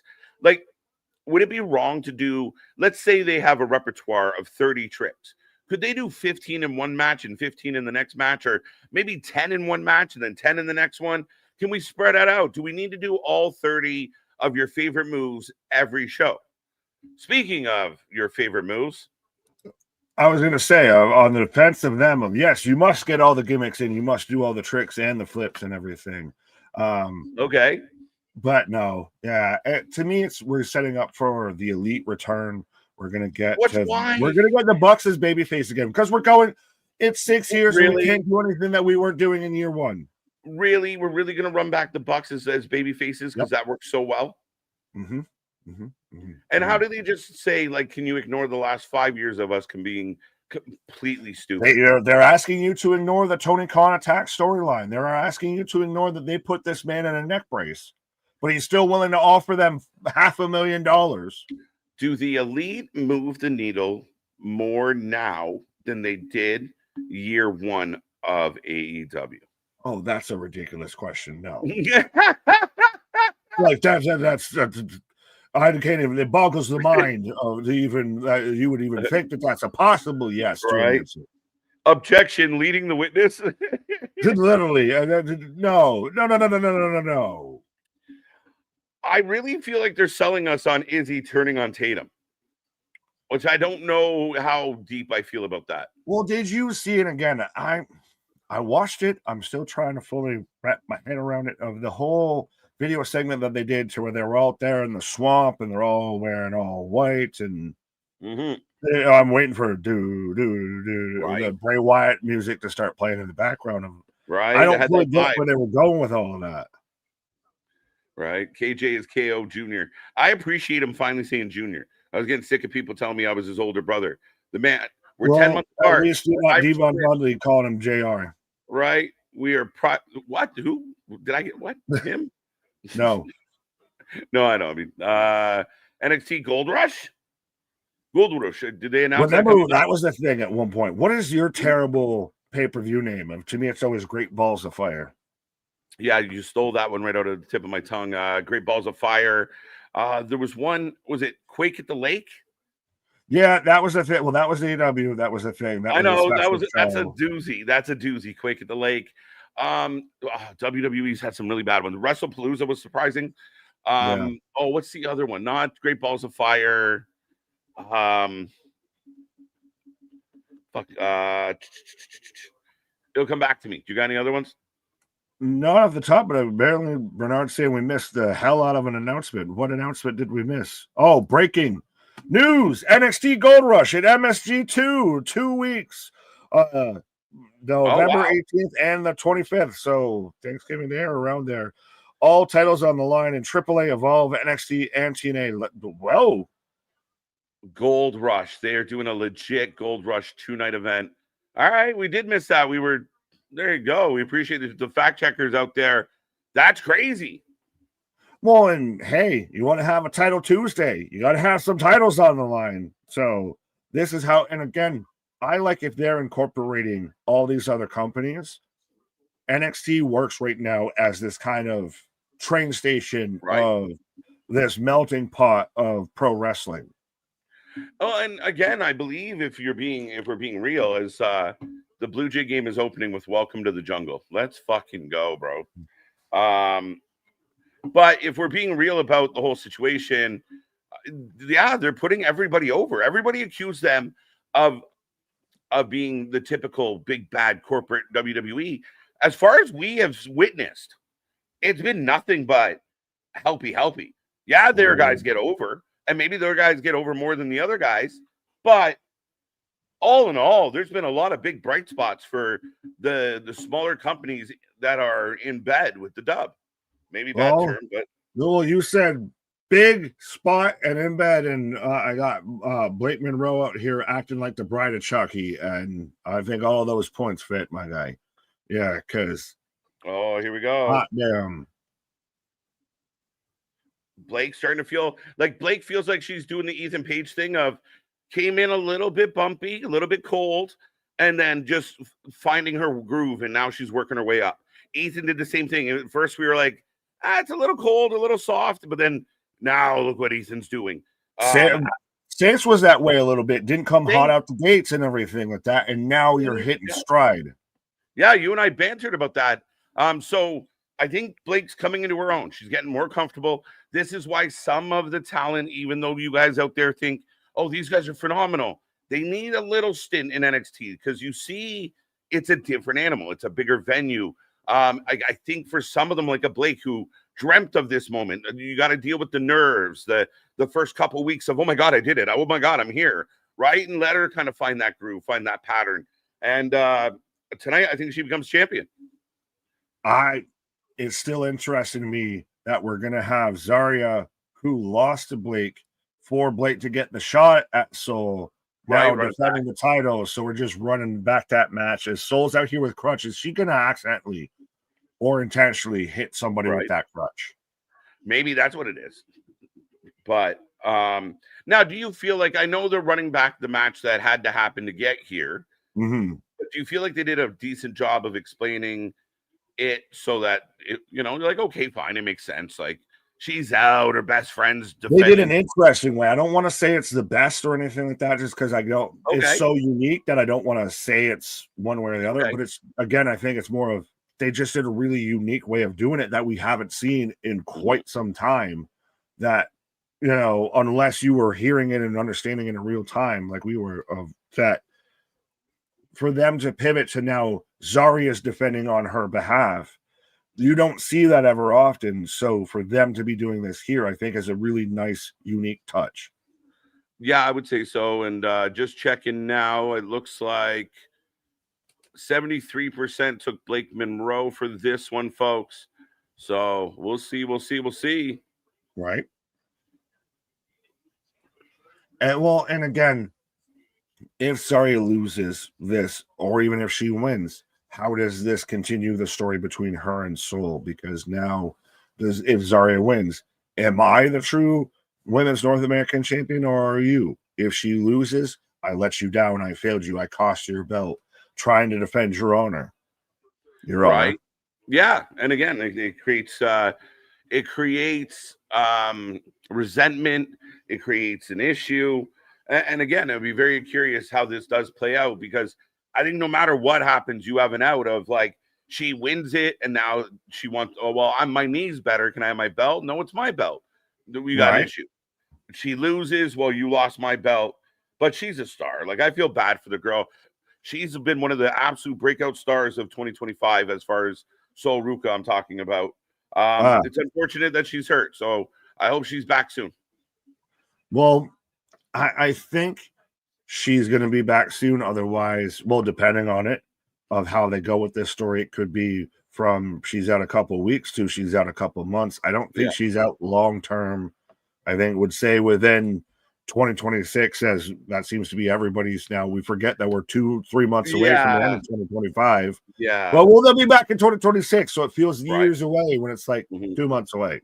Yeah, I felt like that happened for me with the Jacob Fatu of like, Jacob could be out till 2026. I'm like, all the way to 2026. I'm like, out 6 weeks because he's getting facial surgery. Yeah, okay. My bad.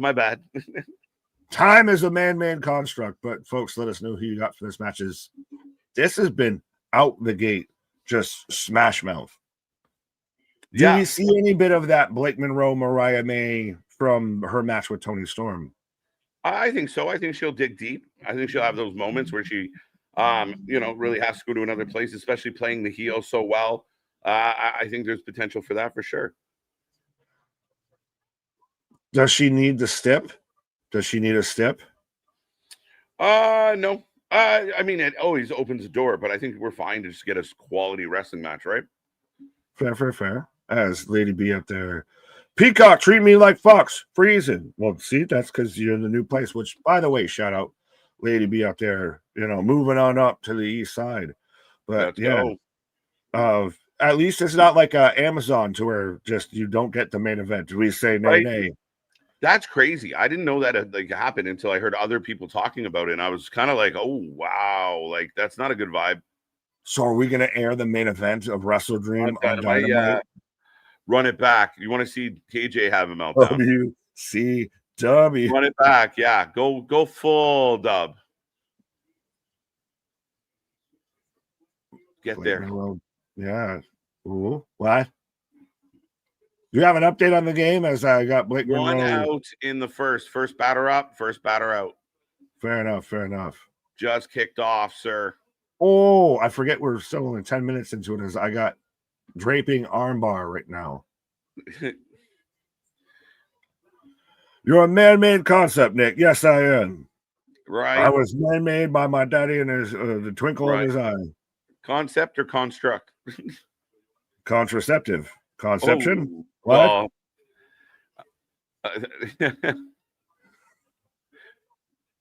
You opened that Pandora's box. We've forgotten there now. Hyperextending the arm. We keep cutting a soul, which makes me think that she's which makes me what? No, I think she's going to unintentionally cost Zarya and then blame Zarya for losing. She's going to try and let me swing my crutch, and then it's going to end up cracking Zarya in the back, and then that's where Blake Monroe gets the 1, 2, 3. Right. You never go full dub, never go full Russo. I'm the dude playing the dude disguised as another dude. Let's go. It's another, again, good match as we start off, and both women showing off some of their technical prowess.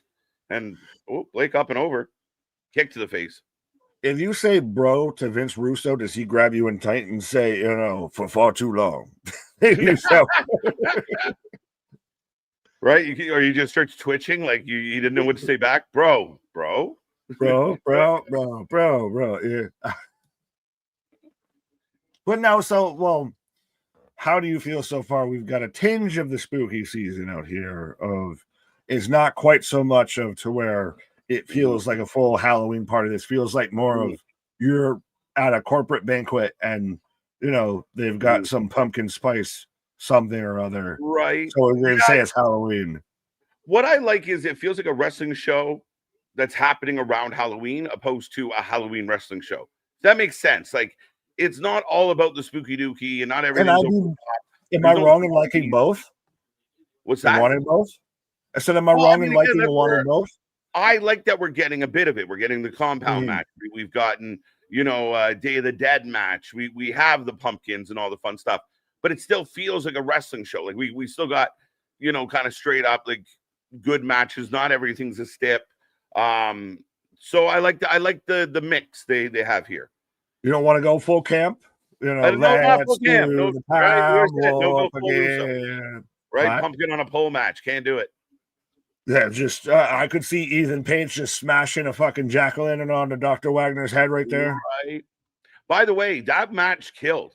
That's the match of the week for me. Like that match killed. Better than Ilya Alistair? Yeah, I think so because they didn't have the fuck finish. Pause. Fair enough. It was a better finish. They got home better. Oh, nice counter. Hell of a match. Yeah, right now I think Blake Monroe is thinking about sweet dreams of home, of sweet home Australia. Because she just got fucking planted, my guy. Right. MDB appreciating the knee pads that are occurring in this match. One set of knee pads is an extension of the boot. I'm just saying. You know what will make this match better? Riho. We need a Riho. You can watch her when she teams with Christ almighty, why am I blanking on her name there? Osprey's wife to be, bride to be. Alex Windsor. She's a fucking Hermione Granger of AEW. Hermione Ranger. That sounds terribly awful. There is a Walmart in Toronto. Jonathan, there is many Walmarts in Toronto. All over Toronto. There's lots of Walmarts. I thought y'all kept Walmart out. No. We didn't deal well with Target, but Walmart, you're always within 25 minutes of a Walmart, no matter where you live, pretty much. And you're within 15 of a Dollar General. And 10 of a Tim Hortons. There you go. How are we just going to play? Hashtag not sponsored. Hashtag product placement. Shout out, doing my part. Bro, we need some... Why with the Toronto Blue Jays in the World Series and everything else going on, dude, when you said I'm doing my part, like if I buy a Tim Hortons, it helps the Blue Jays win a little bit more. Right. I'm doing my part to fight the Dodger menace. I ain't done shit. Oh, boo. Base hit. But she's selling the elbow. I can't compete. I can't do it. My arm is broken. All right. Do the Rhea Ripley, and she's gonna, do the Rhea Ripley. Soul just shoves her into the ring post to snap that shit back in place. Rhea's setting a bad precedent out here. Where's Sarah Stock or whatever her name was? What if the children just start shoving each other in the ring post to show that they can put shoulders back in place? This is a terrible example. So will someone think of the children? Zarya better keep that belt. Oh, eat. Yo, hits the spear and does the life is better. Where are you? I got Blake going for a kick. Zarya with a suplex. I have reverse out of an F5 into armbar, disarm her, especially on that shoulder that got thrown on the ring post here. I don't know who's ahead or behind. I got the armbar on right now. So that okay. You mentioned a moment that I didn't know happened, and then came back to where we were. Fucking 1-0 Dodgers. We've seen how that goes. Big knee, feet trigger. Oh, duh. Dose. Yeah, you're just a hiccup. Too. You're like a Mississippi. Steamboat, if you will. Steamboat Willie. Natural disasters.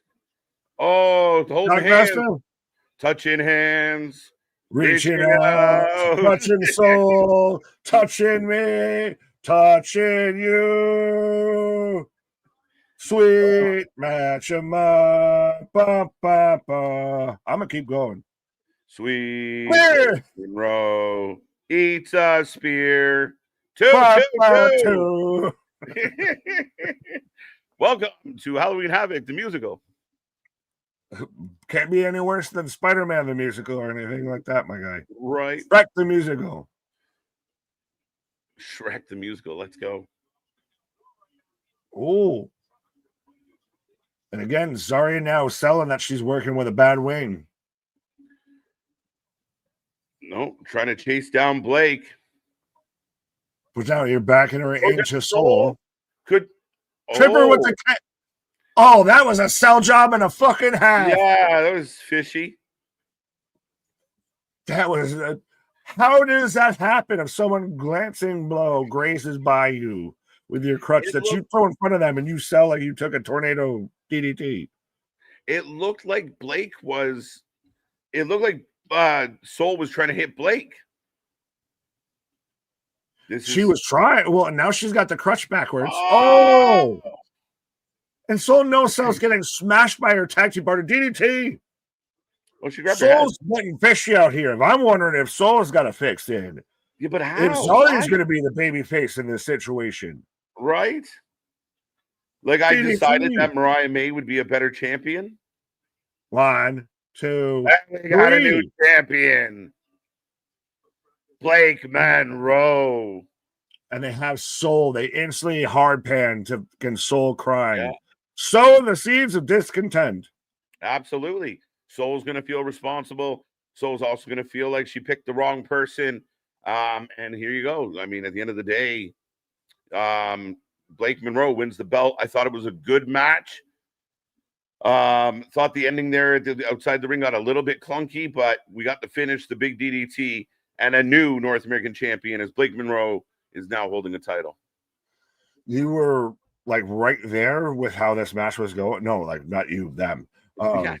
That they were right there. The stuff on the outside was starting to feel good, and then it got wonky. Like you were right there, and then you just have that weird little bump interaction on the outside that was just like a tad too much, and tipped it over. But yeah, so new women's North American champion Blake Monroe of I can't wait to see everybody's response that I'm sure will be fully intellectual and insightful and treat her like Oh adults yeah. of the fact that Yeah, she yeah. now She's is your women's North American champion. She just wants to be Tony. TJ 3-0, Sean 3-0, Big Dog 3-0, Dale 3-0, MDB out there on Twitch, reminding everybody we got, Twitch out there. The stocks are up. Invest in Dogecoin. What? Yes, 76% of the chat got that correct. Blake Monroe is your new champion. So there we go. There we go. Everybody so far 3-0. As we move on quickly here, as we got a few matches left now, the Hardy Compound might be next, actually. That's the thing I'm wondering of. It won't be the main event. No. 100% that'll be the main event, or one of them will be this one. What? It's either this one or this one. That's up next? Yeah. Fair enough. Well, I think one of us might pause, the other might pause. But no, I expect a compound match here. We're going to kind of flesh this out here for a minute because it's interesting to me that it starts at 7. It's still, even today, I was like, this is going to be probably up close to about 3 hours long versus you get something from an AEW that's 5, 6, 7 hours. Like, right. I don't exactly hate, that we might be out of here by 10 o'clock. Yeah, it's crazy. They don't mess around. And I think you kind of leave them, you want to leave the fans wanting more. Yeah. Well, and they gave you 6 matches instead of 5. And the compound match is going to take a good half hour. That's cinematics. Yeah. That's we're watching a movie, a mini movie. Oh, we're in the back. Right. Kendall Gray, Ren St. Clair, Carmen Petrovich, who we've watched. I think Carmen's going to be somebody to keep an eye on in 2026. Yeah, we had that in 2025 and in 2024, and then the most that she's done has been kind of paired up with Ashante the Adonis, who's no longer with the company. Kendall Gray is to me the one that's going to be. I think you're going to start seeing people from the Evolve program that are going to lapse some of these people from NXT, like a Carmen Petrovich. I think will get jumped by Callie Armstrong, stuff like that. Good. Yeah.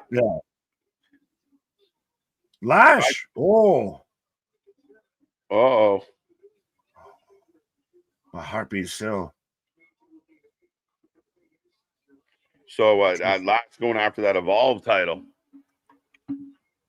Interesting. Get down. Well, no, I think she's more of saying get down with the sickness, but I think she's more saying that, trying to pull Kendall towards NXT versus going the other way. Do you pair Trick and Lash on screen like we've seen every other couple? I mean, everyone else is doing it. Right? Everyone else is doing it, Nick. Why not? But they're only dating. They're not married. They're just in a relationship. They're not fully committed. Right. Yo. Okay. Tatum out here with the blood drip, all the white gear. I'll be right back. I love this outfit. Let's go. Yo. And you got the Spooky, you got Team Purple versus Team White right now. You got literally the fucking Monstars, the Vampire Sisters out there coming out.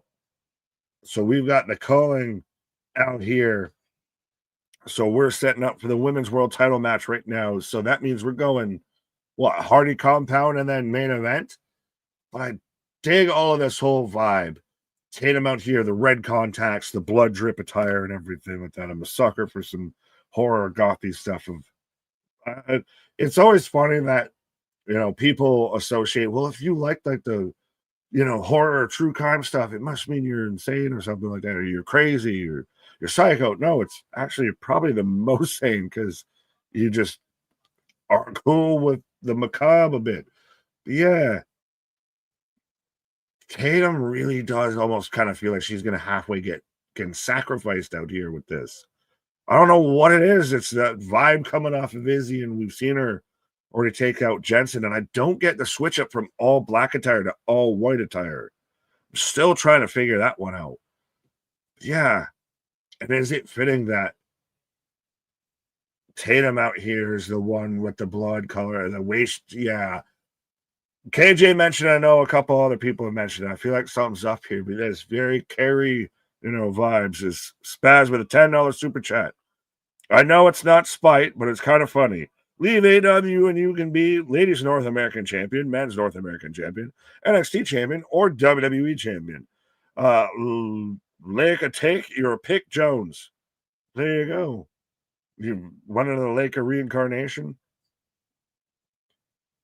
But yeah, we're gonna be getting JC Jane coming out right now. And there's still something I feel up with this. Of it would be crazy to just see the surprise win of Tatum Paxley actually becomes your new women's world champion.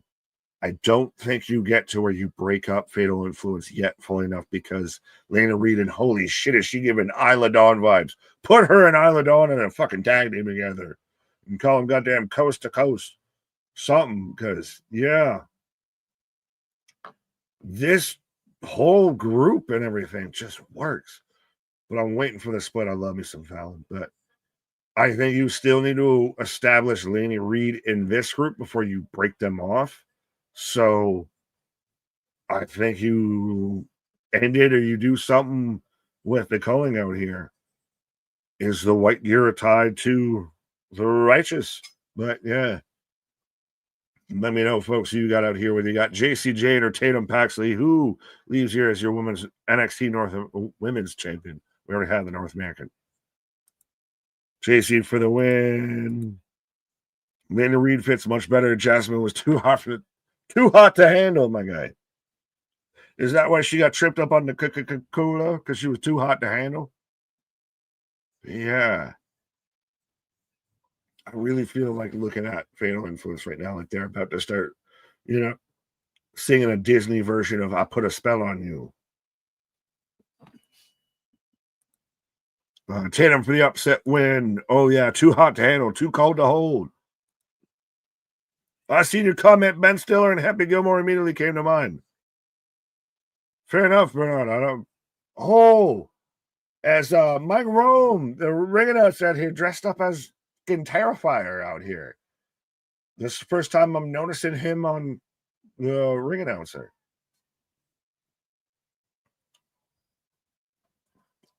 I'm digging the whole vibe of this, of even, bring the lights low, bring the spotlight out there. It's very, hey, if there's the company that knows how to do it, it's TKO with the UFC.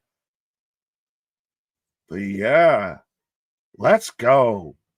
I'm very surprised personally, and just me, not even the channel, me, of how excited, how much they managed to make JC Jane versus Tatum Paxley have a big fight feel, have a big moment kind of vibe to it. Because normal me and everything like that, I don't know how much I'd be really compelled behind this. I'm out here of getting strapped on and strapped in. Luchador the Explorer. I done it.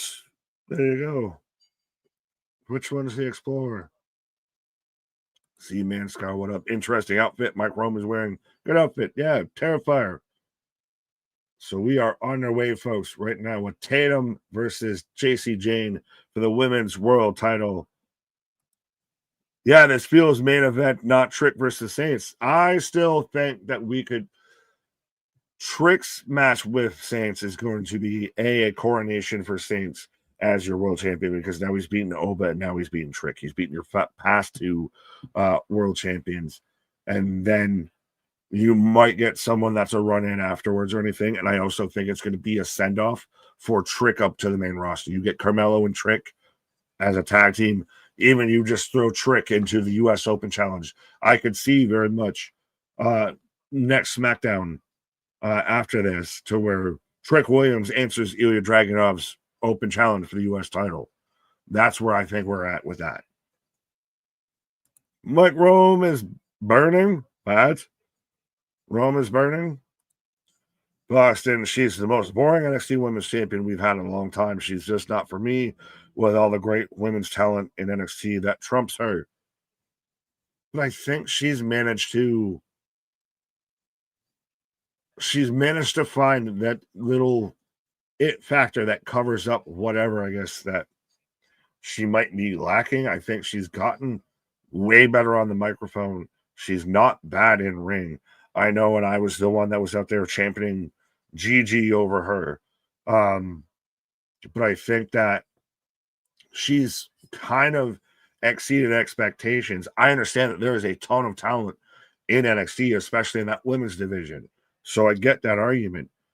I don't think that there's a dramatic drop off for that. Like, I won't go to the extremes with you on that, of that she's the worst champion we've had or anything like that. You can dislike her, not like her, what have you, but I don't think it goes that far. And it's also a bit of, there is so much depth within that division that I don't almost want to say it's you can't stand out, but there's just, it's such a deep pool. It's hard to stand out. It's harder.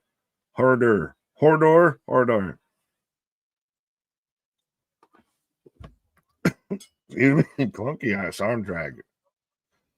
Hurricane Run, top take instead of a spin take.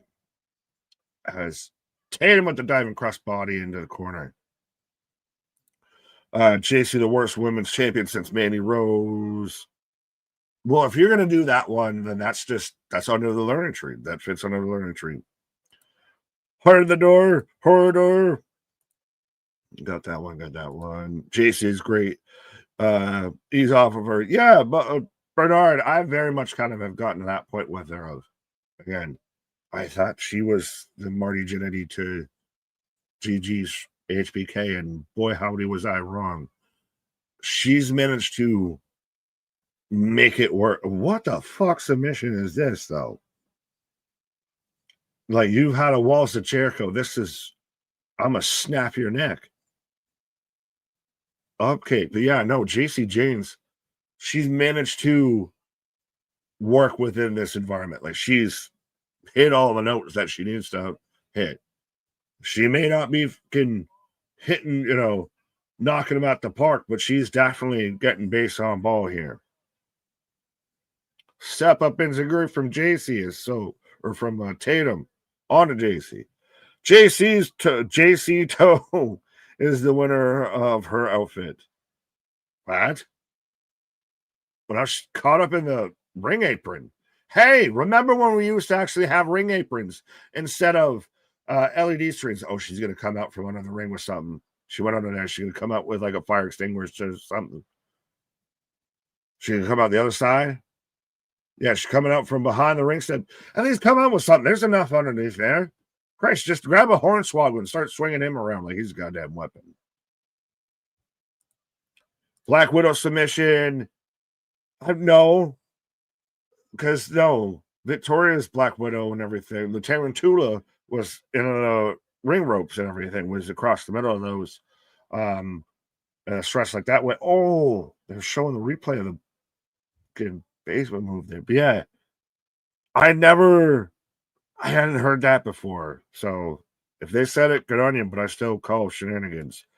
Wendy Chu should run in, but sources say she's taking a nap. Is she taking a nap under the ring? Should Tatum avoid putting her up? Hornswoggle opinion. Yeah, exactly. Use him as a weapon. He's got to be camping out on there. Two go. Her transition needs to be over. Jose Wad. I could see it's where you get a Wendy Chu or something like that involved in this. I'm surprised no Rosemary involved in NXT's spooky show crossover. JC right now working over Tatum in the corner here. Again, do you think that Tatum gets the surprise sneak win? Like, honestly, how JC won her championship was a complete surprise move as Laney Reed grabbing Tatum in the corner. Izzy, it's almost like you could do something about it instead of throwing a fucking fit in the corner. Come on now. 1, 2. But I think there has this like weird sacrificial kind of vibe. And I don't know if it's literally just fan shit that I made up in my head, or I think KJ actually brought it up first or anything. But to where Izzy's using Tatum as like a goddamn sacrificial lamb out here. But yeah, right now this is a tight contest. Speaking of a tight contest or a tight man, I don't know. Pause on all of that. Yeah. She's giving Carrie vibes, Nick. Carrie vibes. Yes, I mentioned that earlier, especially because she's out there with the blood drip, and right? Everybody's out there in just all white linen. Right? They're all gonna laugh at you. But you know who wears white? White. Righteous wear white. Is that the connection we're gonna make out here? But how are you feeling of? I had some people in the chat. I can't remember everybody's name, but a couple people have brought it up. Of JC Jane, boring NXT Women's Champion. No, she's been good. She's been good. She's been solid. Her matches have done extremely well for me. She's been very good in the ring, and I think she's done well. Actually, surprised me how strong she's been as a champion. I think she's overachieved. I don't think she's boring. If she is to lose here, I'm okay with it. But she's been good. I think she's been really good, and she's had to juggle through Mandy Rose and then Gigi going and others leaving, and she stood tall. She outlived everybody. Yeah, well, and again, I know I felt a different way about her before, but she's really kind of come to a prominent forefront with this and I think it's more of there's so much depth of talent within the NXT women's roster that's harder for her to stand out versus when it was the shallower times, when it was more kiddie pool versus deep ocean. Yeah, in a lot of ways. So, I mean, again, I think we got to give her credit where it's due. We didn't expect her to be champion, and I think the run's been good. I think Fallon looks strong because she's in this group. I think they were doing good with Jasmine, but the injury got in the way, and then she didn't want to really be a wrestler. Laney coming in is an interesting take on it. But I mean, even if you break off and you have JC versus Fallon, I think at the end of the day, it's going to be compelling. It's going to be good because of what they've done. Right. Well, pronoun spell, Propunzel, let down your comments. Jane got that Paige outfit going. Do we say a Soraya? Paige anywhere near WWE? I'd be good with that. I'd be happy to see Paige return. She's a gem. Guy that got his sign taken away of saying Paige come home, turned around and shut up on a shirt. Give us that. Unacceptable. Could it be here? Thank you. You good? Excellent. Sounded like you smashed something off screen. Drink service. All right, I'll do the thing. Drink service. What just happened? What is going on? What is Nick doing? We are haunted here tonight, folks. As Nick taking a pause for the cause. Blue Jay game rolls on. The Dodgers are up right now. Tatum and JC going back and forth in what I would call a good match to this point. How we feeling out there on a Saturday? How you doing? Hope everyone's happy, healthy, and safe. You're enjoying your Saturday night as we continue to rock and roll here at the Wrestling for Life Network. And Tatum going up to the top. I got that lean. I'm drinking black currant. Let's go. I don't know what Big Dog said, but I'm going to roll up. I just watched Paige be useless in AEW. I don't need Paige. I mean, again, it's casting. It's how you roll. It's how you put her. I think with a lot of the older wrestlers that have gone over, Edge, Jericho to an extent, especially late Jericho. I already said Copeland, Paige. They try and be who they used to be. They really want to put on that indie show. They really want to get those Meltzer stars. Huge neck breaker off the top. Tatum's in trouble, but they want to get those stars, right? We even saw Punk a little bit, right? Punk wants to dive into the crowd and accidentally break his foot. I think Paige, if produced properly, if she comes in as a manager, works with some young talent. Oh, wait a minute. Laney down on the culling. Nico down. Spears down. Izzy. Big boot. But eats. Oh. Fallon swinging around that pole. Let's go. Wow, big one. Our spook is real. Our spook is raw. Our spook is boo-authentic. That is dope. I almost got to get Nick to read this. When you talk about that Halloween, you better put the havoc on it. Catch you on the scary side. I like it. Dun, dun, dun, dun, dun, dun. Let's go. Spaz, thank you for the $10 super chat. Again, I'm going to bring that back up. I want Nick to run through that. Let's go. Nick, start rehearsing. Calling down. Ref chucking everybody out of here. And the Blue Jays get the strikeout. I don't find Paige to be good in the ring at all. I mean, not at this point in her career at all, Boston. And I was just a real big Paige fan. Her coming back is more of a nostalgia pop for me. I would rather see her come back as a personality. We have so many women. Yeah, I don't want her to take, like, it's like Nikki Bella. I would be a hypocrite if I want Paige to come back and take spots and I complain about Nikki Bella the way I do. Now, I think Paige is much better than Nikki Bella, but there's fans out there that love Nikki Bella, even though I don't. I just don't think Nikki Bella has a place right now. I think there's too much going on, too much talent around them. So I don't want that for Paige either. But I do see Paige very much in that, like, manager role. Maybe she's a GM of NXT, fingers crossed, that kind of thing. Yeah, see, I don't want to see that, big dog. I don't want to see it.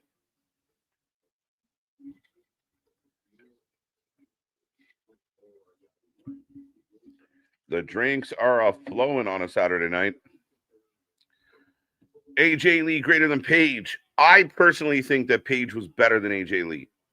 I think people have a fonder memory of AJ Lee because Paige went to AEW and, AJ kind of just kept her nose clean and had a run and built something else out there. But at the end of the day, I give a slight edge to Paige, man.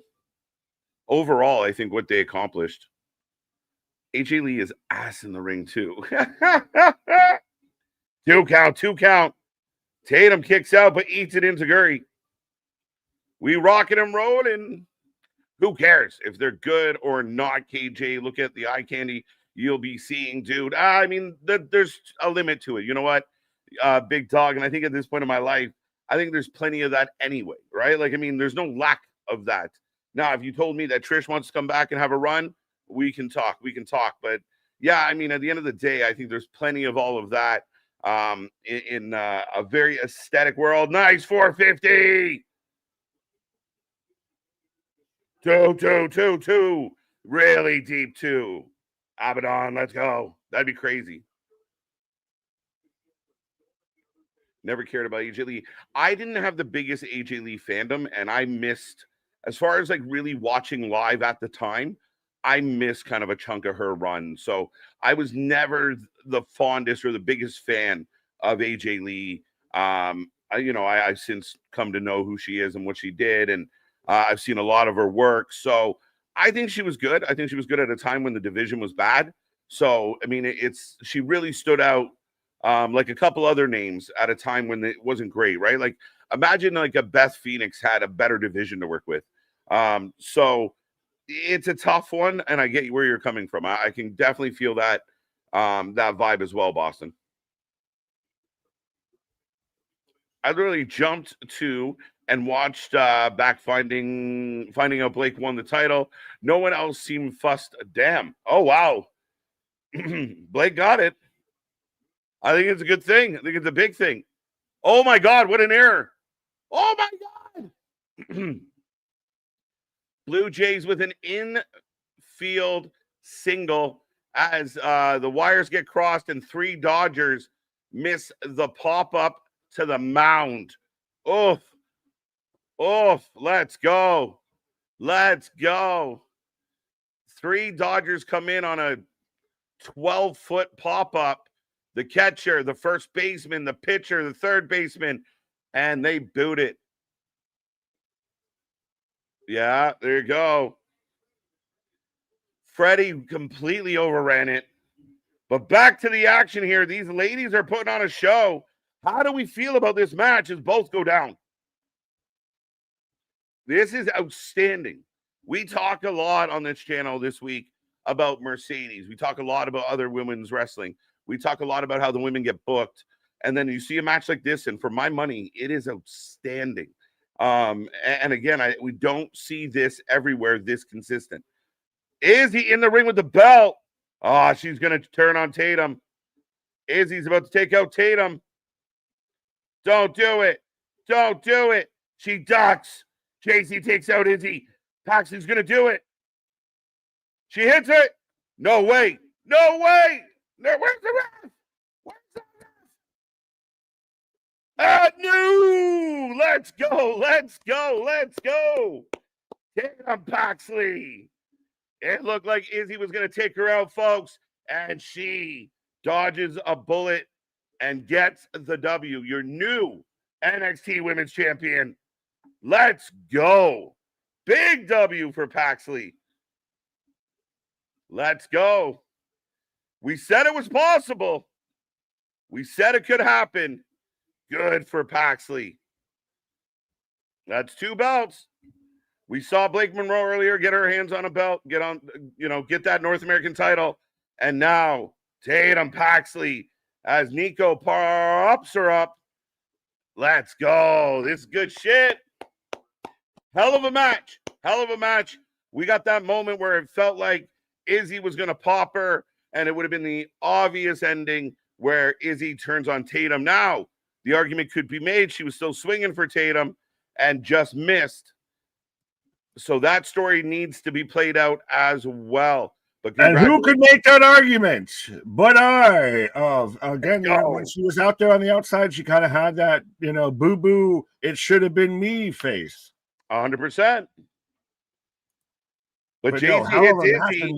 You called this on Thursday. Yes. I kind of boo-boo the food it, but you called it of Tatum, your new women's world champion. And does this circumvent the plans? And we were gonna say fuck her, but she ended up winning. So I guess we like her for a week. Well, we still have this conversation. I'm saying as a calling. Yeah, I think there's still that conversation of, were you trying to hit me? Were you trying to hit me? Well, I think Tatum she's naive and played oblivious enough and everything that she won't think of that. Mm-hmm. Yeah, very possible. I mean, so we'll see how it plays out. That door's still very much open, and I like it. It's just fun. It's exciting. JC, I think, has been fine. I defended JC earlier and her run, but it's the change is nice, and it's a nice moment. The crowd's on their feet. They showed the fans fist pumping. I was pumped. Yeah, let's do this. The she-double, Ava, with Miles. May me do something unholy. Let's go. Anyone else think Miles was dressed as a pastor until you realize that the fucking white squares in his pocket, not around his collar? Right. But yeah, and we all kind of, was it us? Did we think it? Did they try and intentionally do that to where it seemed like Tatum felt like the sacrificial lamb? You said it. She had the Carrie vibes. It felt like she was going to be the lamb led to slaughter there, and she turned around and surprised and won it. Yeah, I think it's Carrie, slips the bucket of blood and pulls off the W instead. So she steps just to the left. Right, just to the left. So I think for her it's a good babyface moment. We saw the fans getting super pumped about it. And ultimately, I think what it did, what it does is it felt like she was unlikely. It felt like she was going to be a sacrificial lamb. And it leaves that door open of Izzy tried to hit her and accidentally ran into JC instead. So maybe that was the plan. They were going to sacrifice her. It just didn't go the way they thought it was going to go. Now what? What's their plan B? Well, and JC won it on a surprise victory and loses it on a surprise victory. And also the fatal influence. Fallon was not an X factor like we had talked about. Right. They really didn't hold any weight or anything, any hindrance. And the match. I think both factions got involved in their own little troublemaking way, which worked, and they were distracting at times. Even like the delay on the count, where you think, "Oh shit, JC's going to kick out because there's no ref." 1, 2, 3. Oh, there's the ref. 1, 2, 3. She got it. Like it felt like she wasn't going to get it. You got a 6 count. To kick out. They did well. Right. Well, as we just got NXT deadline announced for San Antonio. Well, I had to be here for this. Let's go. Right. Bro, ready for the Dark State celebration? Because it ain't going to happen. They're having Dark State now interrupt. We're getting an Aaron Rodgers video package. What did he announce his retirement tour like AJ Styles, Jeff Jarrett, John Cena? Is 2025 the year of retirement tours? Right. Oh yes, this is the super chat that I'm allegedly supposed to read. You got to read this, but you got to watch this package because you got to watch how good these guys are. I'm watching the Steelers. What are you talking about? The Packers versus Steelers. That's what I got. Why are you watching the Packers Steelers? That's what it's playing. They cut into the Dark State, and then it went to Packers Steelers. So I thought the Dark State was interrupting, Sunday Night Football. Right? They're like Bone Thugs and Harmony. They're killing it. Wake up. Reference. It's the first of the month. Yeah, I don't know if I can say this correctly because it's tough. Muscle memory. Well, no, I can say it, but I'm saying with certain words and coming into a certain connotation. But our spook is real. Our spook is raw. Our spook is boothetic. When you talk about that Halloween, you better put that Havoc on it. There you go. I like it. It's the same cadence and everything of our shit is real, our shit is raw, our shit is all authentic. When you're talking about that rest, you put muscle memory just wants me to say the words that I'm going to say, right? Oh, trust me, it's trying you anytime I switch up, ladies and gentlemen. Yeah, right. Oh, it's the worst. But we are rolling on, and right now we are getting the opening of the Hardys. Here are the Hardys. I have commercial. Oh, okay, we're at the Lake of Reincarnation. Were you just getting the video package from Tuesday to where they started all of this? Yes. Which we're going to get Vanguard 1 again. We're going to get Jose the Gardener. We're going to get Maxwell. We're going to get all of this. It's actually the answer to one of our recent trivia questions. So Vanguard 1, that's where we had the Bean Boozled. Should we grab a Bean Boozled? Are you willing to bet a Bean Boozled? I bet a Bean Boozled. If you can give me a half a second, because I'd have to I'd have to go quiet and then grab them because they're behind me. But we could bet a Bean Boozled or we'll spin it. Okay. You got Dark State. I've got the Hardys. All right. Loser has to spin and eat. Yes. Pause.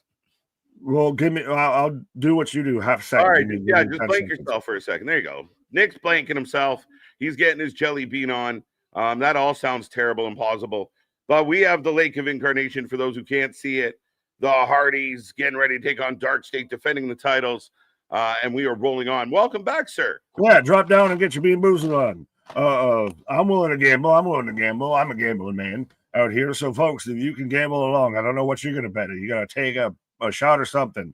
I'll just start saying righteous. So Jose is going to start drinking. I might need to take a big drink, depending on what fucking candy I land on. Well, again, for those who don't know, because again, by the way, watch if you want to watch all of the Knicks take on KJ out here. He was Rick Grimes taking on the zombie Knicks out there. But we can have for the Wing in the Ring, King of the Ring. But we've got Burnt Rubber, What Dog, Toothpaste, Stink Bug. Again, I still love that. I tried to join y'all in misery and still won. Booger, Liver and Onions, Dead Fish, and the John Moxley special, Old Bandage. Right. Nick ate an old bandage just to get ready for All Out, and they weren't even allowed to bleed. It was more that Wrestle Dream. Jelly Bean was more extreme than anything that Moxley and Darby did. But yeah, I don't care. Oh. Dark State, Deep Fake, Earthquake, Hardys in 5. Right. Osiris, a virus. They could bring back Tyrus. Wait, I'm confused. Hardys in 5. I thought it was going to be in the compound. Wait, I'm confused. Do we travel to the compound? Where's the compound? Are we just broken rules? Are we just doing a street fight? We're doing a street fight I misunderstood. I feel like we've been sold a bag of goods. A bill of goods. Bean boozled. We've been bean boozled. Didn't you think it was going to be at the compound? Yes, 100%. I was going back and rewatching old compound matches and everything. I was doing history. I was doing research out here. Right. And instead, we're just getting this match in the ring of it. So it's literally going to be 4-on-2. Dark State's definitely winning. No. Now we might not get any of the cool spots we thought. Oh, we're going to get spots, but we're not going to get Vanguard 1 or, Master. I thought we were going to get Woken again. Wow, Logan, let's go. I got Steelers, Packers. Let's go. I vote for the Hardys. Let me check the charts.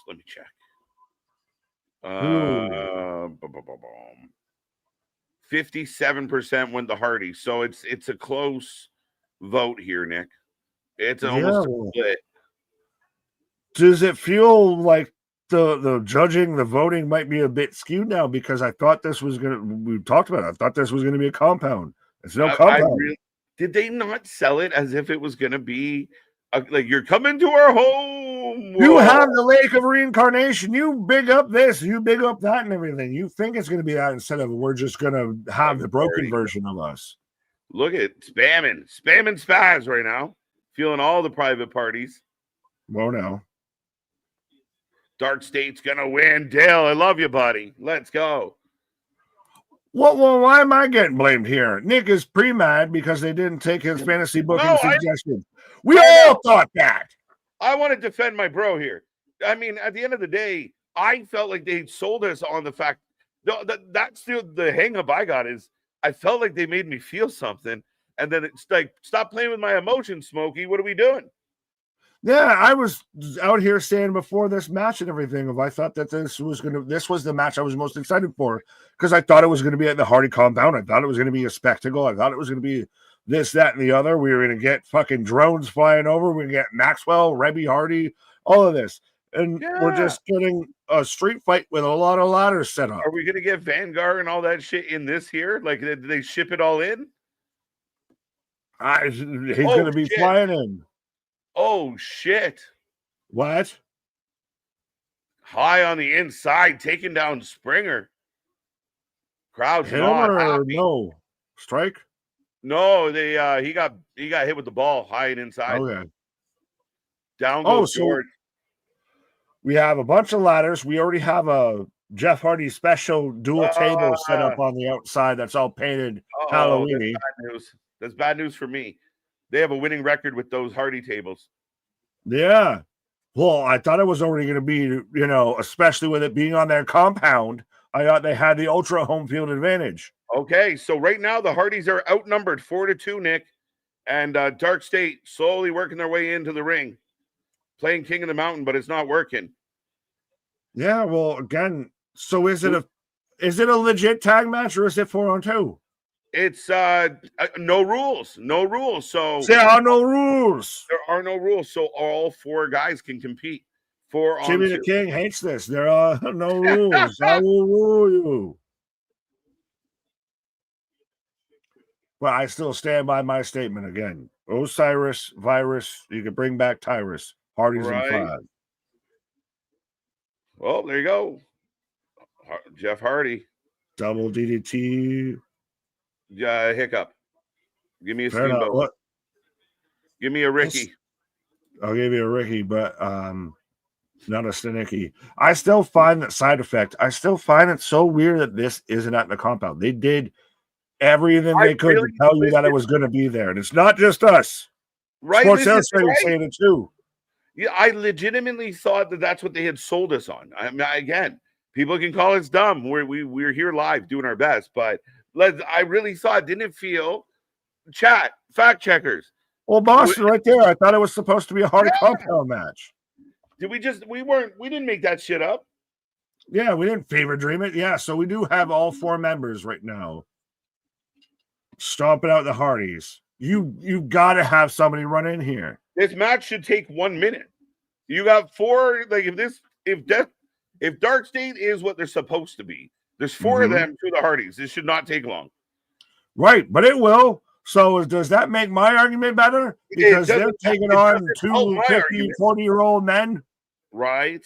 No, I agree. Like, I mean, it doesn't help my argument at all. Like, I mean, again, you should kind of dust them quick. Now, right now, they are in complete control and a lot annihilating the Hardys, but there's got to be more to this than just we are This is sacrificing just the a Hardys. mugging at this point. This is 4-on-2 as literally Cutler James is out there just waiting for somebody's behind to penetrate. But we've even split up the tables now. We've got Sugar set up one table. Again, we can have just 2 in the ring taking out the Hardys, and we have 2 on the outside just waiting to pop in. 2 fresh men.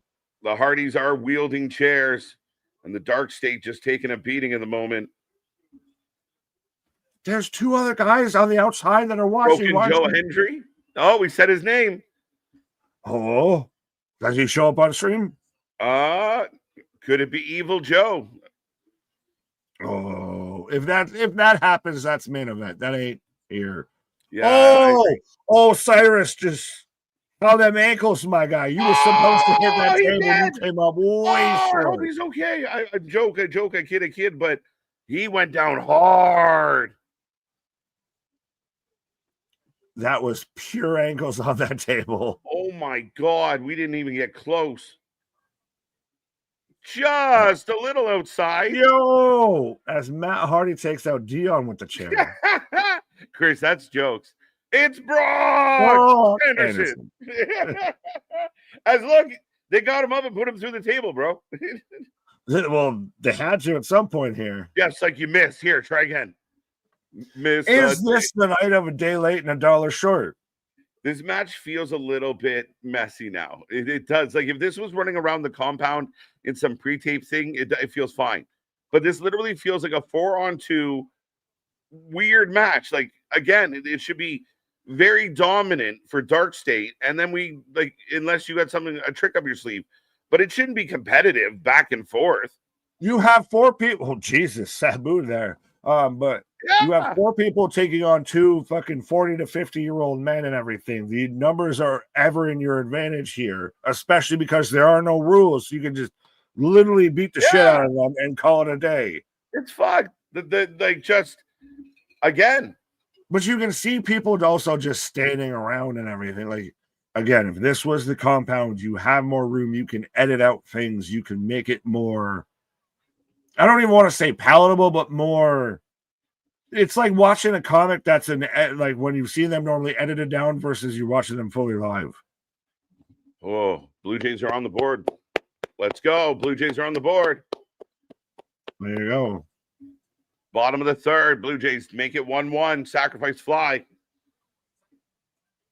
Yeah, so we got a replay of Osiris going through the table. Dion's still recovering because he got taken out from that on the chair. So these 4 big, young, athletic men are struggling to beat up these damn near retired Hall of Famers. Like, no disrespect to the Hardys. The Hardys are great. But, again, I have an issue with a 4-on-2 being really even. Right now, the Hardys are kicking the shit out of the Dark State. Anybody still think I'm way wrong for not liking Dark State? I'm turning, Nick. I'm turning on them. I'm turning y'all the other way and everything. I'm seeing y'all finally seeing what I done seen this whole time. Shimmin' higher, shimmin' under. I done taught you. I done brought you to the lake of reincarnation. The lake of believing out here. All right. They have veteran Moxie. Get out of here. Let's go. No, Moxley doesn't even have veteran Moxie. Nick has shown us the light. Oh, right. Oh, that's jokes. Yeah, so Cutler's just getting smashed. So we're getting the other 2/3. They got the Slim Jim in on the Hardy tables. Because you got to have it. You got to have it. See, now Slim Jim should sell those tables. Like you can buy your own Slim Jim Hardy table. Oh, don't worry. They'll be in a trading card. You get one sliver of that table. Right. Like a 1 in 100 pull. So right now the match has come to a complete kind of moment of slowness as we set up 2 tables and we are putting Dark State on said tables. I've never championed for a compound match until now. Right. Well, it would be more entertaining than this. Again, you're seeing the sausage get made, and it's not made well. That's a good way to put it, actually. come back to the dark state. They need to wait. And then a leg drop. So they should win. The Hardy Boys don't need no help because they're out here kicking Dark State's ass because they're a bunch of fucking jobbers. They're Retribution 2.0. Yeah. They are kicking the shit out of Dark State. The crowd's loving it. Big spot. I will take my apologies in form of comment, super chat, hang tight, tweets, merchandise, what have you. Hang tight. Bro, they have mollywopped the shit out of them. You're telling me Dion Lax right now is the deciding fucking factor? Yes, he's a future star, bro. Blue chipper. No, he's future working at Starbucks. He's a blue chipper. Are we sure about that? Awesome. I'm sure about that. This is awesome. Nostalgia act, and everybody thought that the nostalgia would wear off. I told you they're going to keep it going. Right? We love, we hate, we love, we die forever late in Willow's way. Ha ha ha ha ha ha ha. What the fuck did I just read? Well, I don't know. You chose to read it. Warrant that. That doesn't warrant that. I don't know what that was. All right. As they are just laying waste to the Hardys now. And I will admit, we swing fully back the other way. When we talk about calling things fair is fair. One of my big critiques about Darby and Moxley for their match was like the slowness between the spots. And I feel like this match has been very slow at times. Well, we're setting up a spot, then we do a spot, then it's slow. And then we do a spot, and then it's slow. It's not the most exciting of situations for me right now. But big spots coming off the ladder and shit. Yeah, but this has just now become a fucking mugging again. This is what should be happening, but it's not going to keep happening. And I don't. Right. This match needs edits. As weird as it is, this match needs cinematics. Right. This match needs buffering. Sorry, Nick. Let's say you do have like Private Party coming out, like to help. Well, then you don't have the match be like 50-50 even until they get the help. It should be all Dark State requiring the help. Yeah, but if you're going to do that with it being 4-on-2 and this kind of purpose, it should be within like 2 minutes. You shouldn't take Sting and be like, I'm going to show up halfway through the match. What you're playing fucking late or something here? But 1D, 3D. See, they're ripping everybody the fuck off. Homage, Nick. Homage. Omelette du fromage is what that is. What the fuck? Best answer. That's clippable. 100%. As I got Jeff Hardy Skywalker right now. Again, it's 4 men on 2. And the collective age of the 4 men still don't surpass the age of the 2. Yeah, what the fuck are we doing? Like, listen, again, I don't mind this match. I think Dark State could and should win. But, I mean, you're not doing them any favors by having all 4 of them struggle here. They're proving me right. Right, like, if you would have done something like Jeff and Matt, like, hog-tied 2 of them to the fucking ring to start the match, and then it's like a 2-on-2, makes sense. Fine, we will get there. But you're literally hanging 50-50 with 4 men. But this still all should have been a fucking compound match. This should have been to where you had, you're still there. It's 100%. You should have had the Hardys come out and, Dark States, we will delete you. And then you have the fucking what we thought we were getting. And then they just come out of the fucking woods, and one comes from the bushes, one comes from here, one comes from there, and everything. And you go about it that way. Right. This is just. I've been complaining lately about the companies like doing this little false advertising bullshit. Yo! Oh, through the barricade. Let's Osiris taking everybody out through the barricade.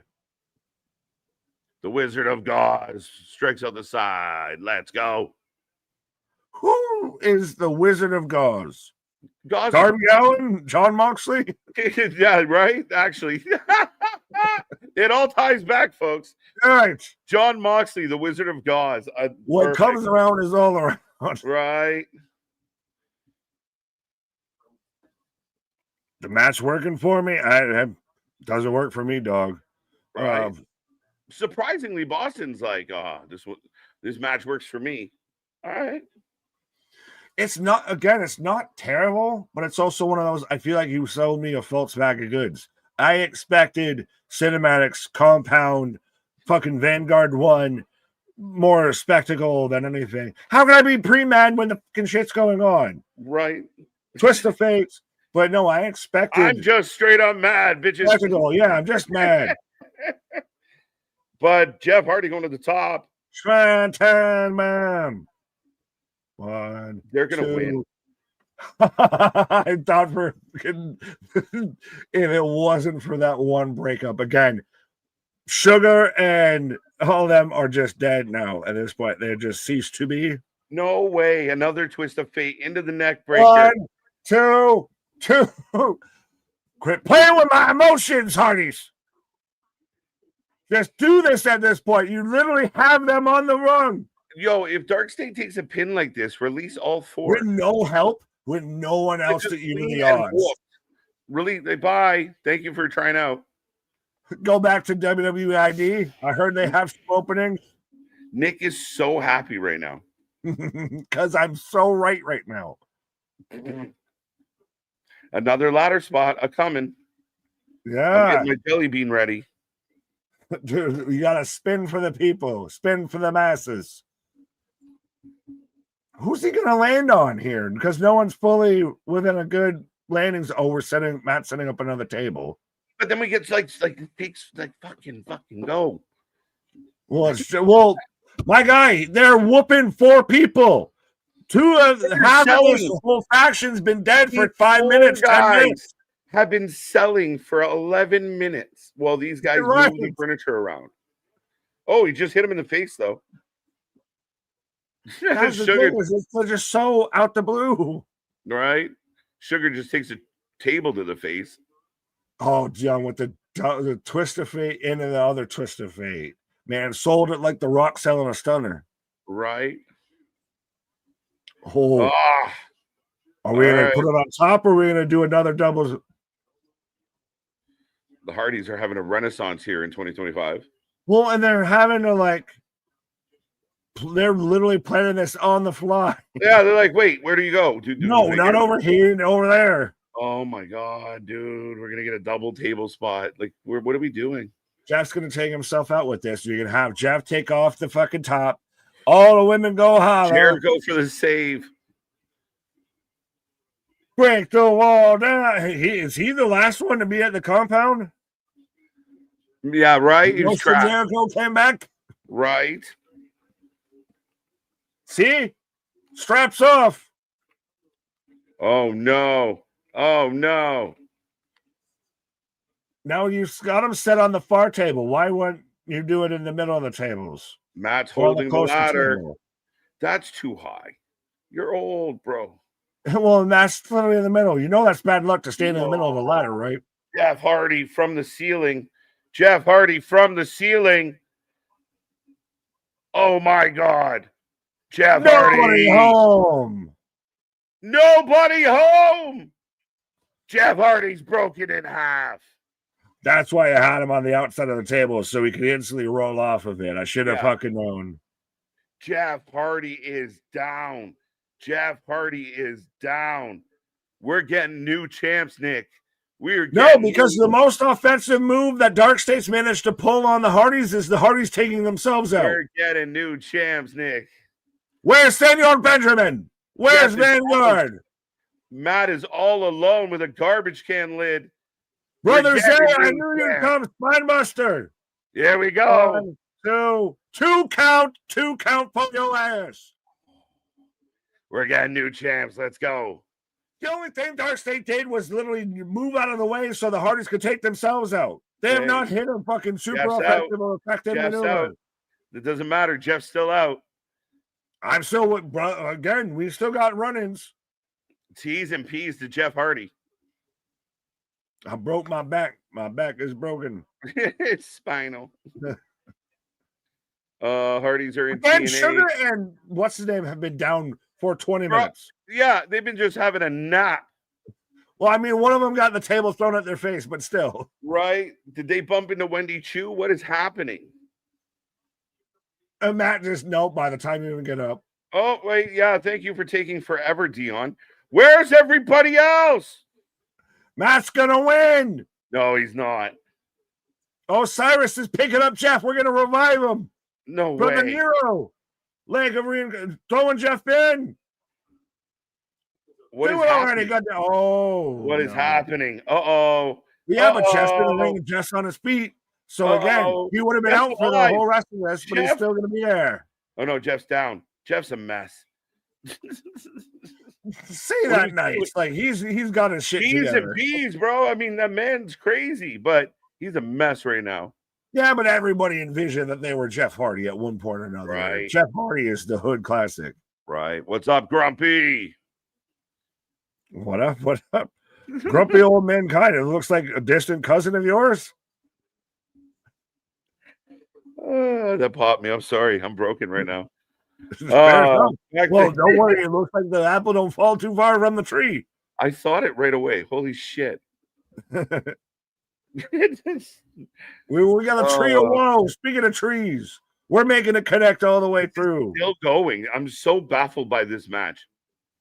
No fish tank. Jeff Hardy watching. He's gonna fire up. Jeff Hardy's fired up. You thought this man was dead. You thought this man was out. He's gonna win you the match. Oh, you're gonna eat that. This match is just long. Again, is it a good match? Like a whole lot more if we were out there in the woods in a ring in the middle of the fucking field and everything. Chat right now, if you can hear my voice. We have Matt Hardy in a trio woe. Doomsday through the table. Destroyer. Oh. 1, 2, 3. Shut the fuck up. Let's fucking go. You're new. You had half these people dead for half the match. You're new. They don't ask you how pretty. They ask you how many. Well, they didn't have pretty or any. Well, they got enough to get the dub. They are. Matt Hardy's still trying to struggle to get himself up. I'm talking over because I don't want to celebrate a second of this because this is an atrocity. Let's fucking go. Dark State running things here in NXT's tag team division.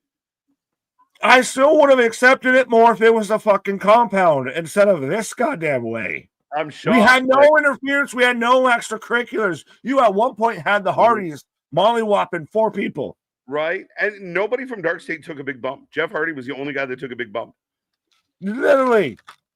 Right? Like, it's crazy. Like, you think some of the younger guys would be throwing themselves through shit. Nope. Yes, I am seething and coping as I now have to, because as is the rules of I have to spin the lovely wheel of I was ever so wrong of Dark State as our Lord and Savior of the tag team division. So, yeah, Nick's going to bang back a Bean Boozled. Pause on all that. Right. Did you flick it? Flick. Oh, he's flicking his jelly bean, folks. Don't say that. Jelly. Jelly makes it okay. I need to do it. I'll do it to the camera to prove it. Oh, there we go. Oh, your big finger. I am on strawberry banana or dead fish. Or dead fish. Dead fish is not a good one. I did not like it. It's weird and oily. As would be a dead fish. Well, right. I think there were people in that match that sold like a dead fish because they were out for fucking 95% of it. So, down the hatch.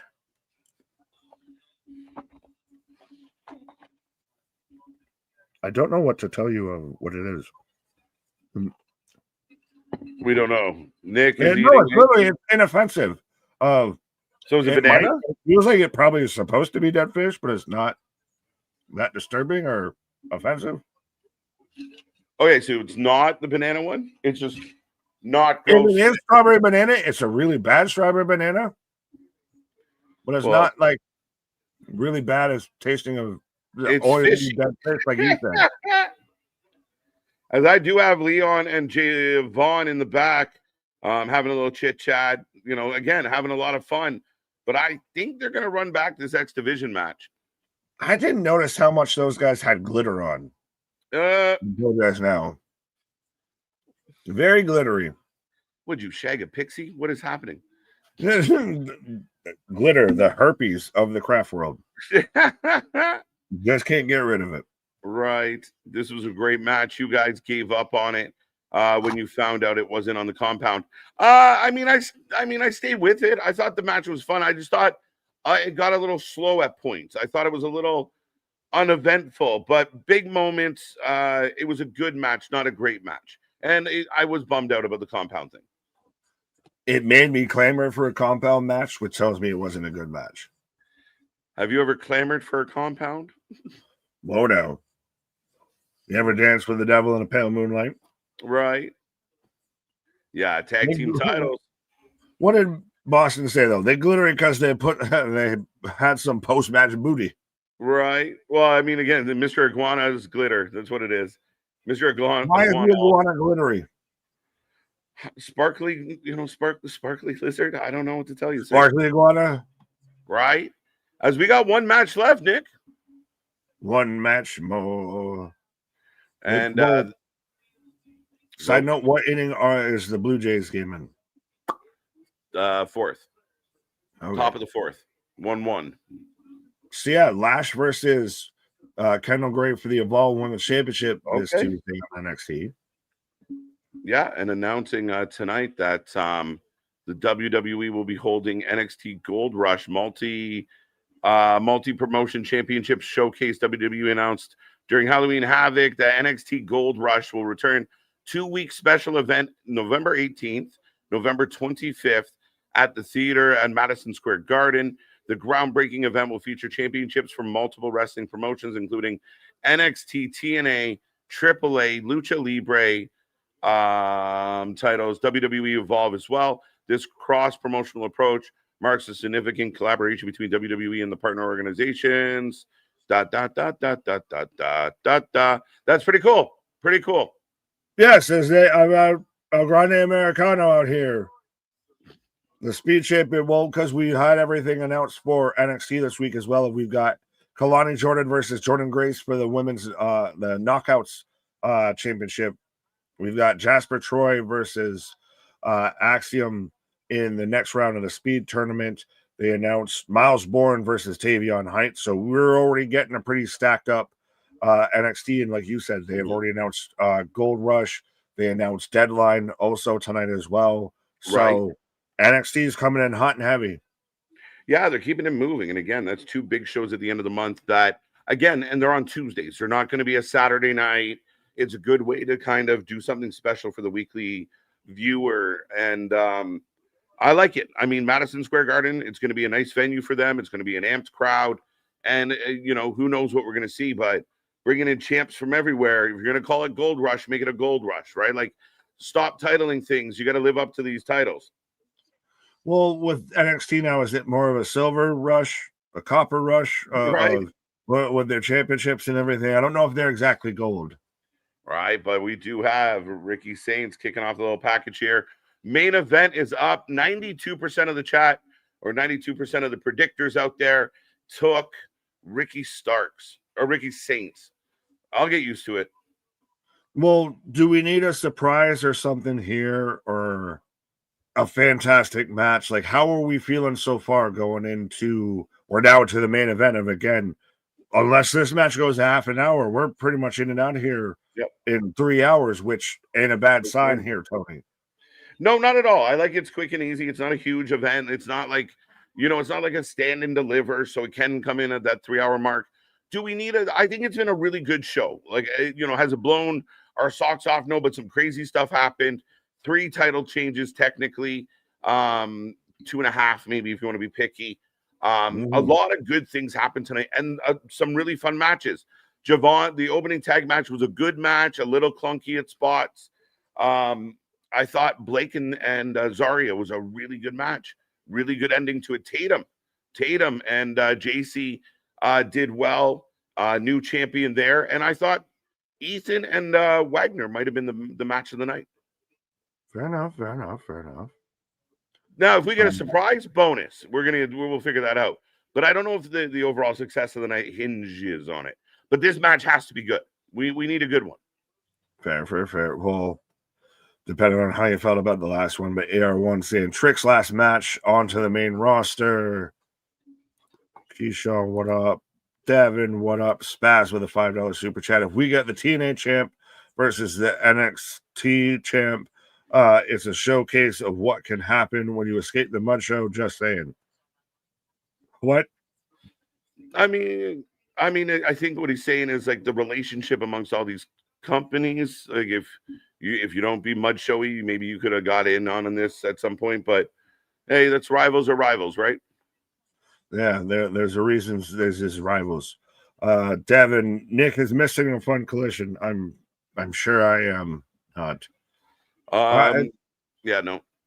It's just you don't even hear anymore about anyone bringing up of what's advertised on the collision or anything anymore.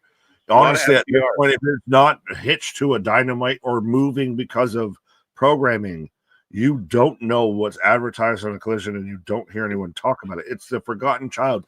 It is going the way of AW Dark and all of that. And Rampasia. It has been, and that's because of what you put on it. Well, it's what you go on it. It's how it's had to constantly move. I said it before. Do they move to one night a week? We've seen the whole talk of Warner Discovery might be up for sale, might be up for auction to the highest bidder. And does that get really murky waters for what AW has before it? Do you just run to one night a week and you do your pay-per-views? I don't think so. I think Tony's stubborn. But what I think they could do, remember we used to say that you could make Rampage kind of like Ring of Honor, what it used to be. I think there's an opportunity where Collision could have some of the up and coming talent and some of the side stories where maybe not as many people watch, but it's like an NXT vibe for AEW. And you could have something special there. You got to have a reason for people to give up part of their weekend to tune in and watch that. And I feel like the booker gave up on it. I've seen some of the tribalists have given up on it. You're not impressing anybody. Even on a night when you run it back to back with Dynamite, instead of playing the long game and making people think Collision is something cool, you mail it in on those nights and everybody goes to bed. You built the show for CM Punk instead of having an actual goal for it. And now that CM Punk's not there, it's collapsing in on itself. It's just been a slow decaying death. It's just you don't put anything over there of substance. And we know that. We see it. Right? You get it's a runoff. Yeah, it's Thursday Thunder. Yeah. WCW. As Jay, what up, Bash. Why are Eddie Kingston and Hook a tag team? I will take no Eddie Kingston slander, but yeah, I don't agree. My buddy and me. Yeah, people, let me tell you about my band. Right, exactly. We have Trick Williams. Nick basically just said the same thing I did, but different. So then not the same thing? Pretty much. What? Right? Someone check the soundboard on this guy. Check the string out of his back. Right? Let's go. Yeah, see again. You're just hitting the catchphrases. Right? Yeah. If you play Blood, I'm jumping to fucking Toronto and punching you in the mouth. What? Whoop that trick. We hurt people. We hurt people. What? Would you like butter on that, sir? Yeah, I'm all right. I'm up. I'll fight you. Happy, joy. Happy, joy. As here comes Ricky Starks. Bedazzled. Oh, okay. Looking like the dude from 300. Well, yeah. Xerxes out here. Xerxes Saints coming out right now to take on Trick Williams. Let's go. Who you taking, folks? Who you taking in this one? And don't forget, at the end of the night, at the end of this match, we will take a rating out of 10 on how you felt about the show. What did you like? What didn't you like? What was good, bad, in between? Let us know. But Ricky Starks, Trick Williams, and let's end this one on a good note, Nick. They can bring it home strong. It's gonna get, it's gonna be a good pay-per-view overall. They need to. As Geekbox saying, I swear half of Trick's gimmick is Booker T hyping him up. What is the devil's twist? Booker T's going to the main roster when Trick does. Put him as the manager of them. God damn it. Right. Shucky ducky quack quack.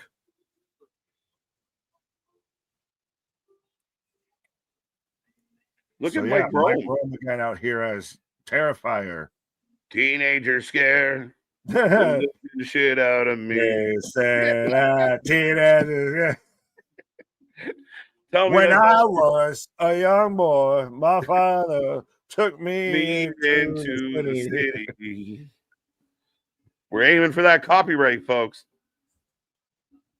Oh, we can keep trying. We can keep trying. It's a dream. Dalton Castle's back on Collision. I love Dalton Castle. I don't want to throw too much shade that way. You're what? You're a boy? You're a boy.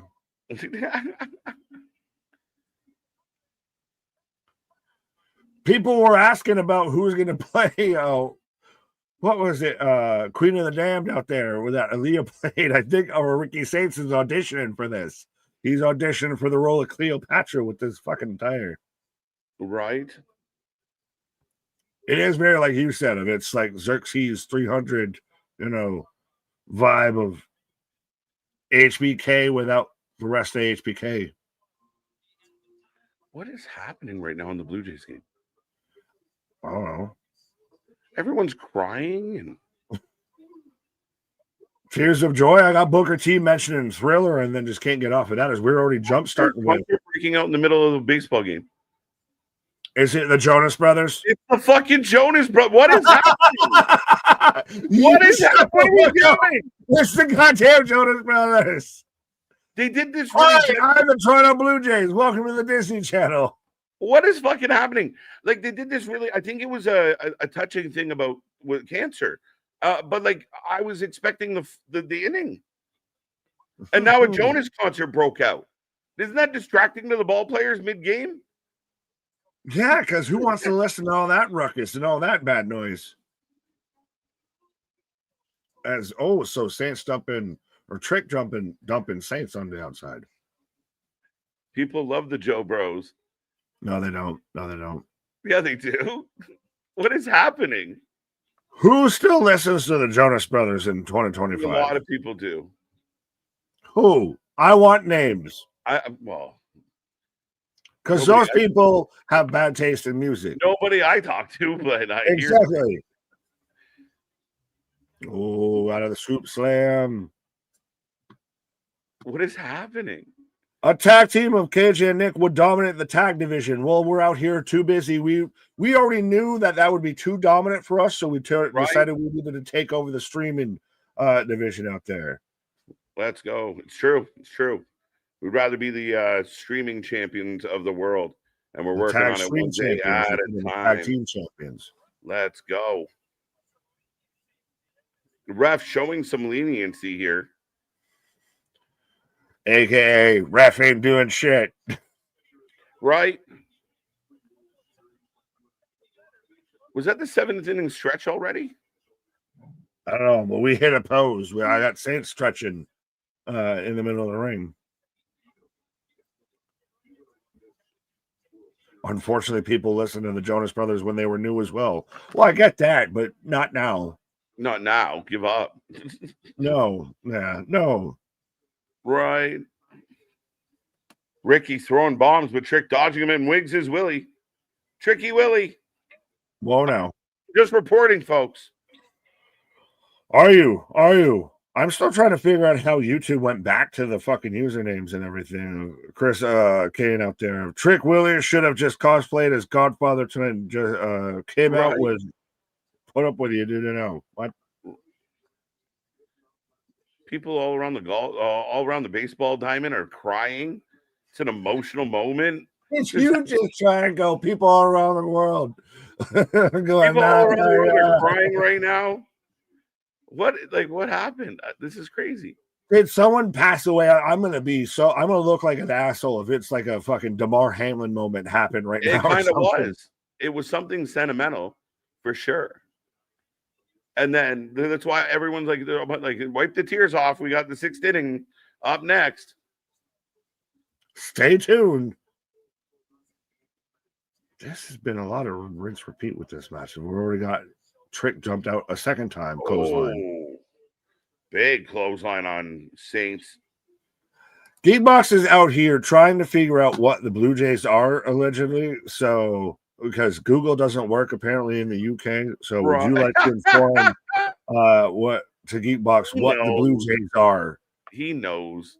Canada's like, Britain Jr. It's like England's second stepbrother. Yeah, kind of. We still have, we still have a lot of their people on our money.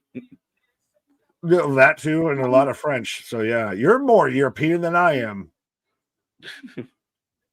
Only on long streams, Nick. What? Only on long streams. That's your dad joke of the night. With the dad joke, but the dad joke of the night. Let's go. Well, you're a dad, so you have full reign and full authority to pull those off. Let's go. Oh, Saints busted open up over his eye there. You can kind of see it. It looked like he caught a stray shoelace or something. Yeah, it might have been a potato on that leg lariat. That military mom, right? Is Booker T about to invoke G.I. Bro to say that he knows about the military mindset? Yeah, right? Like, that's his reference point. I know, bro. I know, bro. Literally, I was G.I. Bro. G.I. Bro? Yeah, where's Is Major Guns? Say it? Where's Major Guns when we need her? Where's Huge Erection? Seymour Butts? No, that was Bill DeMont's name. I know. Major Guns. Major Guns. Huge Erection. Hugh Morris? Sergeant Stash or Secret Stash or whatever the fuck it was. Private Stash. And then there was Sergeant Loco or whatever it was with Chavo. Right. Breaking news. Bobby Lashley versus Ricochet versus Joe versus Hook. Number one. What the? Wait, what?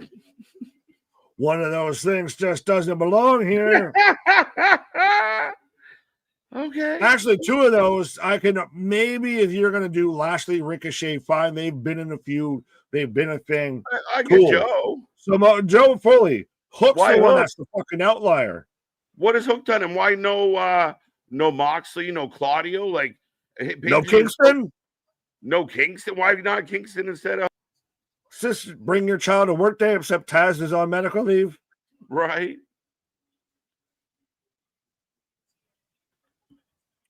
Is that Tony's way of counterbooking if I'm going to announce matches on Dynamite during NXT shows? Yo! Diamond Blockbuster. 1, 2, 2 go. Right. It's 1-1 in the 6th. Boston. I'm second. Boston's not playing. 3 up, 3 down in the top of the 6th for the Jays. They come to bat now in the bottom of the inning. The Blue Jays were one of the greatest singing groups of all time. The Blue Jays were like the Blue Jays. There's a band named the Blue Jays. I think it was meant to be a joke of, tweedledee. Is that Rockin' Robin? What the hell are we doing? Exactly. He rocks in the treetop all day long. Follow the bouncing ball. I thought it said signing. Yes, the Blue Jays getting signed by the Blue Jays was going to be the greatest time. Free Dale Campbell. Let's go. Free Jose. Shout out Nacho Libre. That's literally when they go back to the shot of the camera, like slightly to the right, about third or fourth row up. Homie just all the way, red shirt, Nacho Libre mask. Right. What you want to do? Want to be a baller, botch caller. Little birdies go tweet.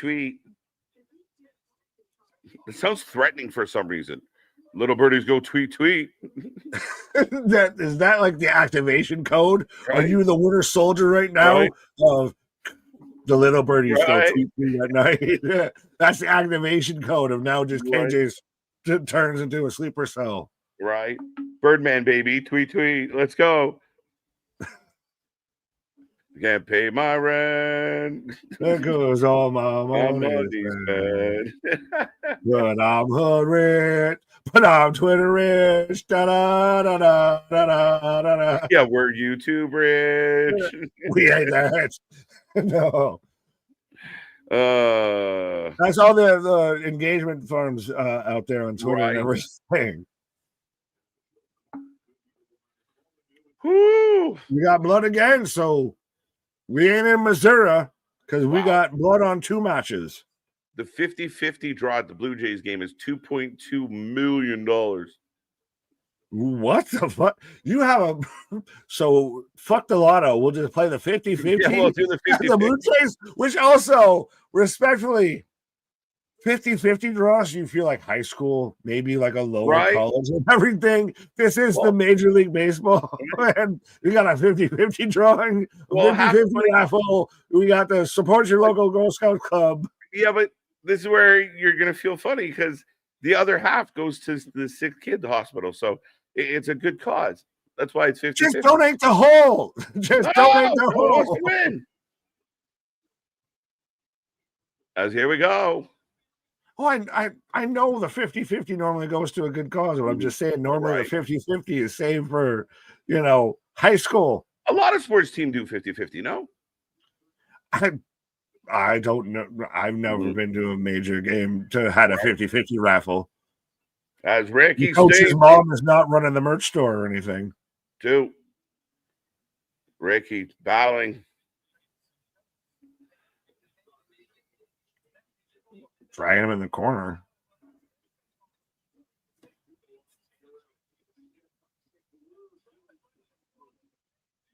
Ricky. Come on now.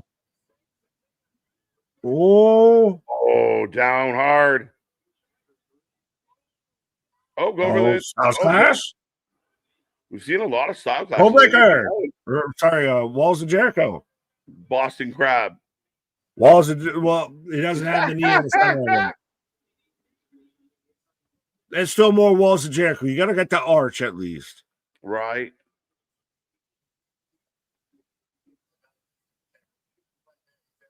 Ricky holding on. Ricky holding on. Is that Boston Crab Walls of Jericho, however you want to call it, kind of the perfect hold to have and like to where someone can fight out of it and pull them back into it and back and forth? It's a good one, right? I mean, I like Yeah. the sharp finger for the same reason, but we get the Uranagi or a bookend. I Two would of say them. probably both in with that one. Two. Now, see, refs got the gloves on because we've got, some color in this match. Right. Crowd making noise. Amping it up. Not a bad match, Nick. I'm waiting for them to hit another gear or something. Like, I'm waiting for it to kind of pick up some steam. Of it's kind of been this volley for serve back and forth. You're not wrong. Okay. Two count. Bit of an attitude adjustment there. It's a lion tamer. Oh, No, if it's going to be the lion tamer, then you definitely have to get the knee in the back and everything. you got to get that shoulder in your ankle. You can't be lazy about it. Yeah. You got to This add is that interesting. stank on it. Sorry.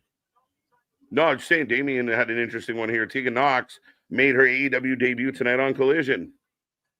There you go. Tegan Next Knox to me. in Blood and Guts. Let's go.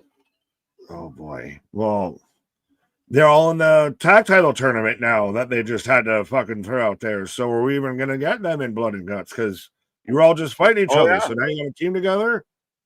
That's funny because we had thought of, he moved out of the way. 1, 2. Oh, rolls over. Right? The Hardy compound took Nick completely out of the show. I can feel it. Mm-hmm. Mm-hmm. Mm-hmm. Let's go. Come on. That was the most I was excited for, and you disappointed. You ruined it. Soiled it. Apparently out here, asshole. We'll see Nick on Monday. Nick's like, I had enough. No, I'm hoping for this, but it's just this is plotting. As Trick gets to the bottom rope, rolls out, Ricky down, holding the leg, and Trick trying to compose himself, taking a look at the belt. Oh, are we gonna get another title? You ruined it. Oh, Ricky out of nowhere. Miranda Ali's team with Tegan Knox. Did she win or lose? What? I'm trying to figure out if Tegan Knox won or lost. Oh, bookend through the table. And smart move. I'm gonna get your ass in the ring. Oh shit, Trick's gonna win. 1, 2 count. Wow. I like how they just called the V-trigger a trick shot. What's that? I said I like how they just called the V-trigger a trick shot because he just hit it sideways. Right. Trick shot.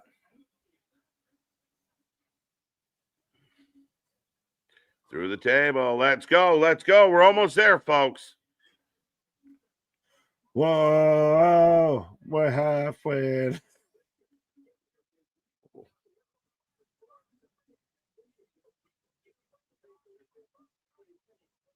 Crave Canadian. I like that. Sorry, commercial slogan. I was like, who's a brave Canadian? Are you just calling yourself? I'm not Captain America. I'm brave Canadian. Right. Both men down right now.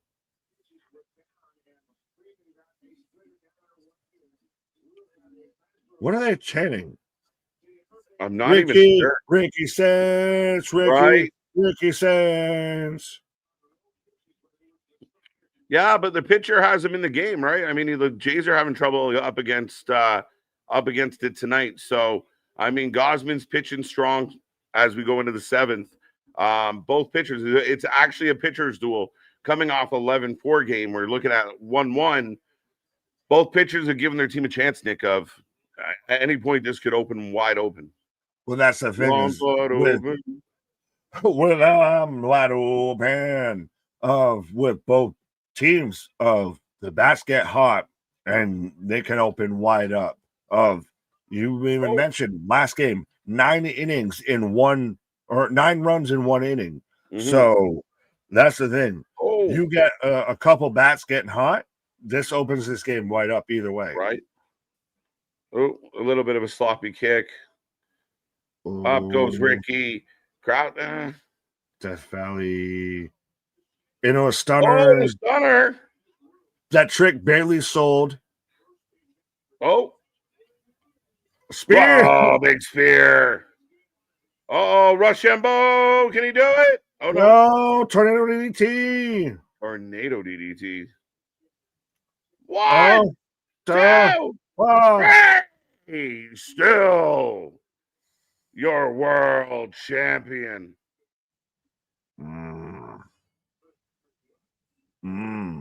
How do you feel about that finish?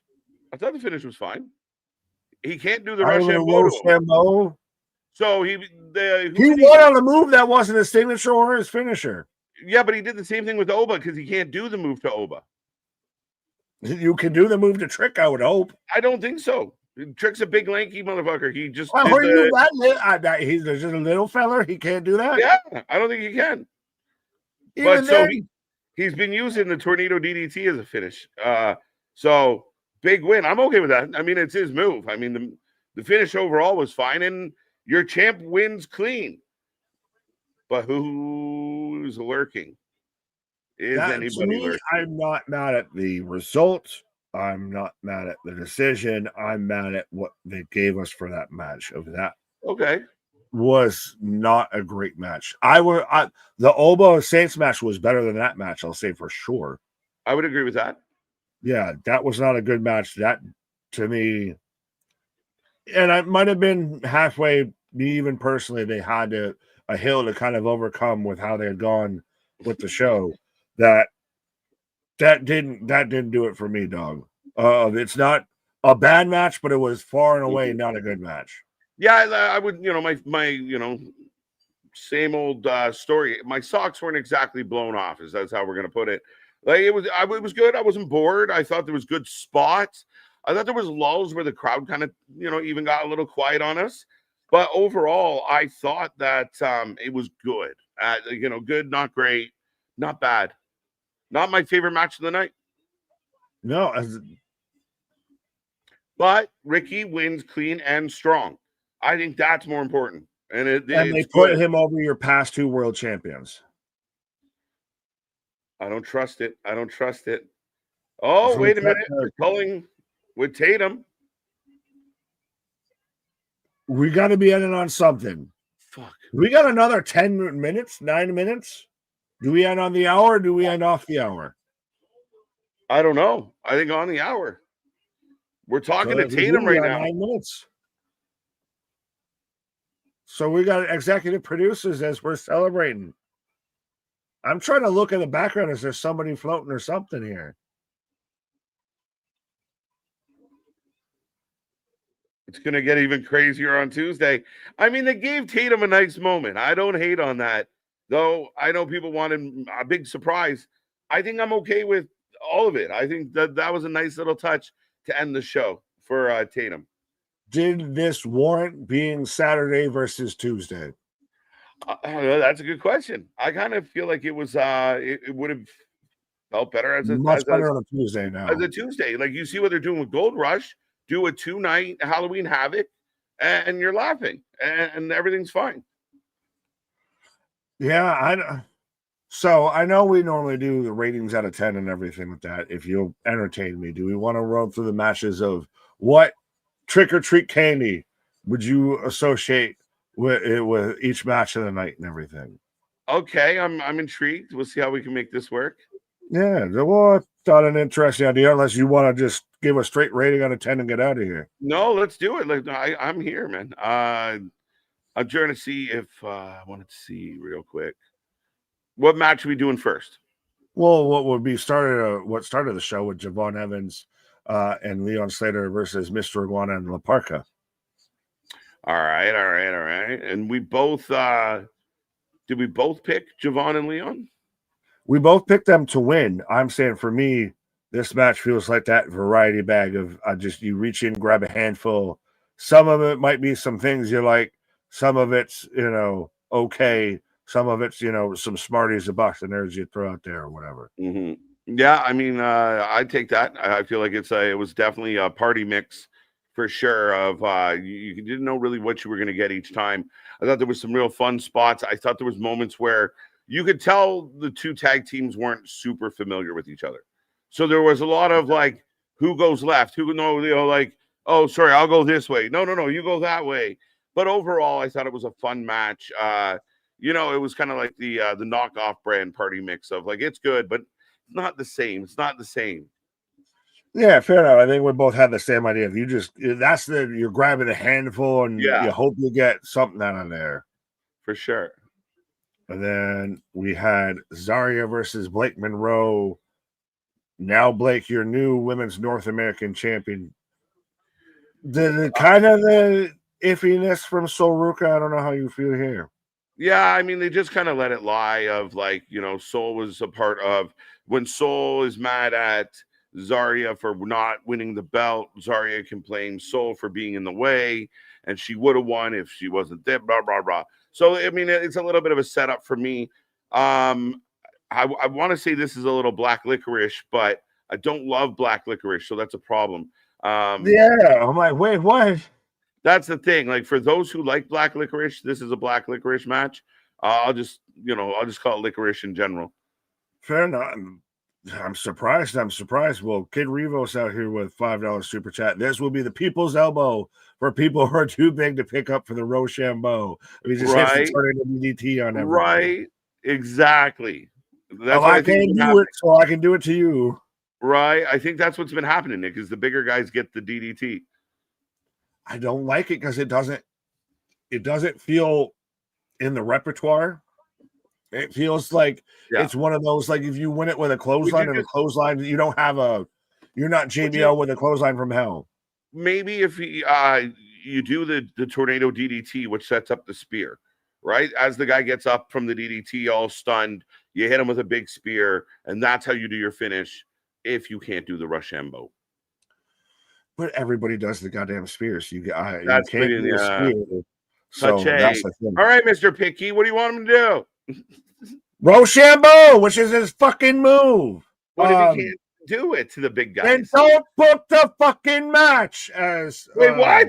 I don't know. As I got the Dodgers just hit a home run. As another one.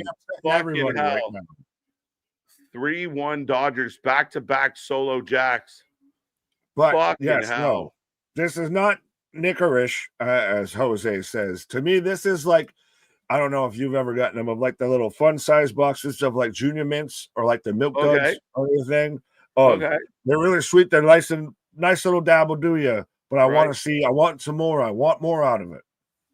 Yeah, I think it is definitely a match you go back for more for. And I thought it was overall good, solid match, strong. Wagner and Page, to me, it's the cake of the night. Like it's all the candy. It's knocking on the door and getting a full-size chocolate bar from the neighbor. This was the match of the night, I think, for me. This is your full-size Snickers, your full-size Milky Way, right? Like, let's go. I feel like this was match of the night. Fair enough. I'll give you that. It might even be one of those. It might be from the variety pack of it's the leftovers from the kids, charity softball, thing and everything. So I got a couple extra full-size candy bars, but I throw a Kit Kat in your bag. Peanut butter cup. Let's go. That sounds so wrong. This is the double. This is the Reese's peanut butter cup. This might be the black licorice match, actually. It wasn't a bad match. I think we got stuck on a little bit of, I did really feel like they sold us on it was going to be on the compound. It was going to be like a pre-tape, a cinematic thing. We thought maybe there'd be a run-in.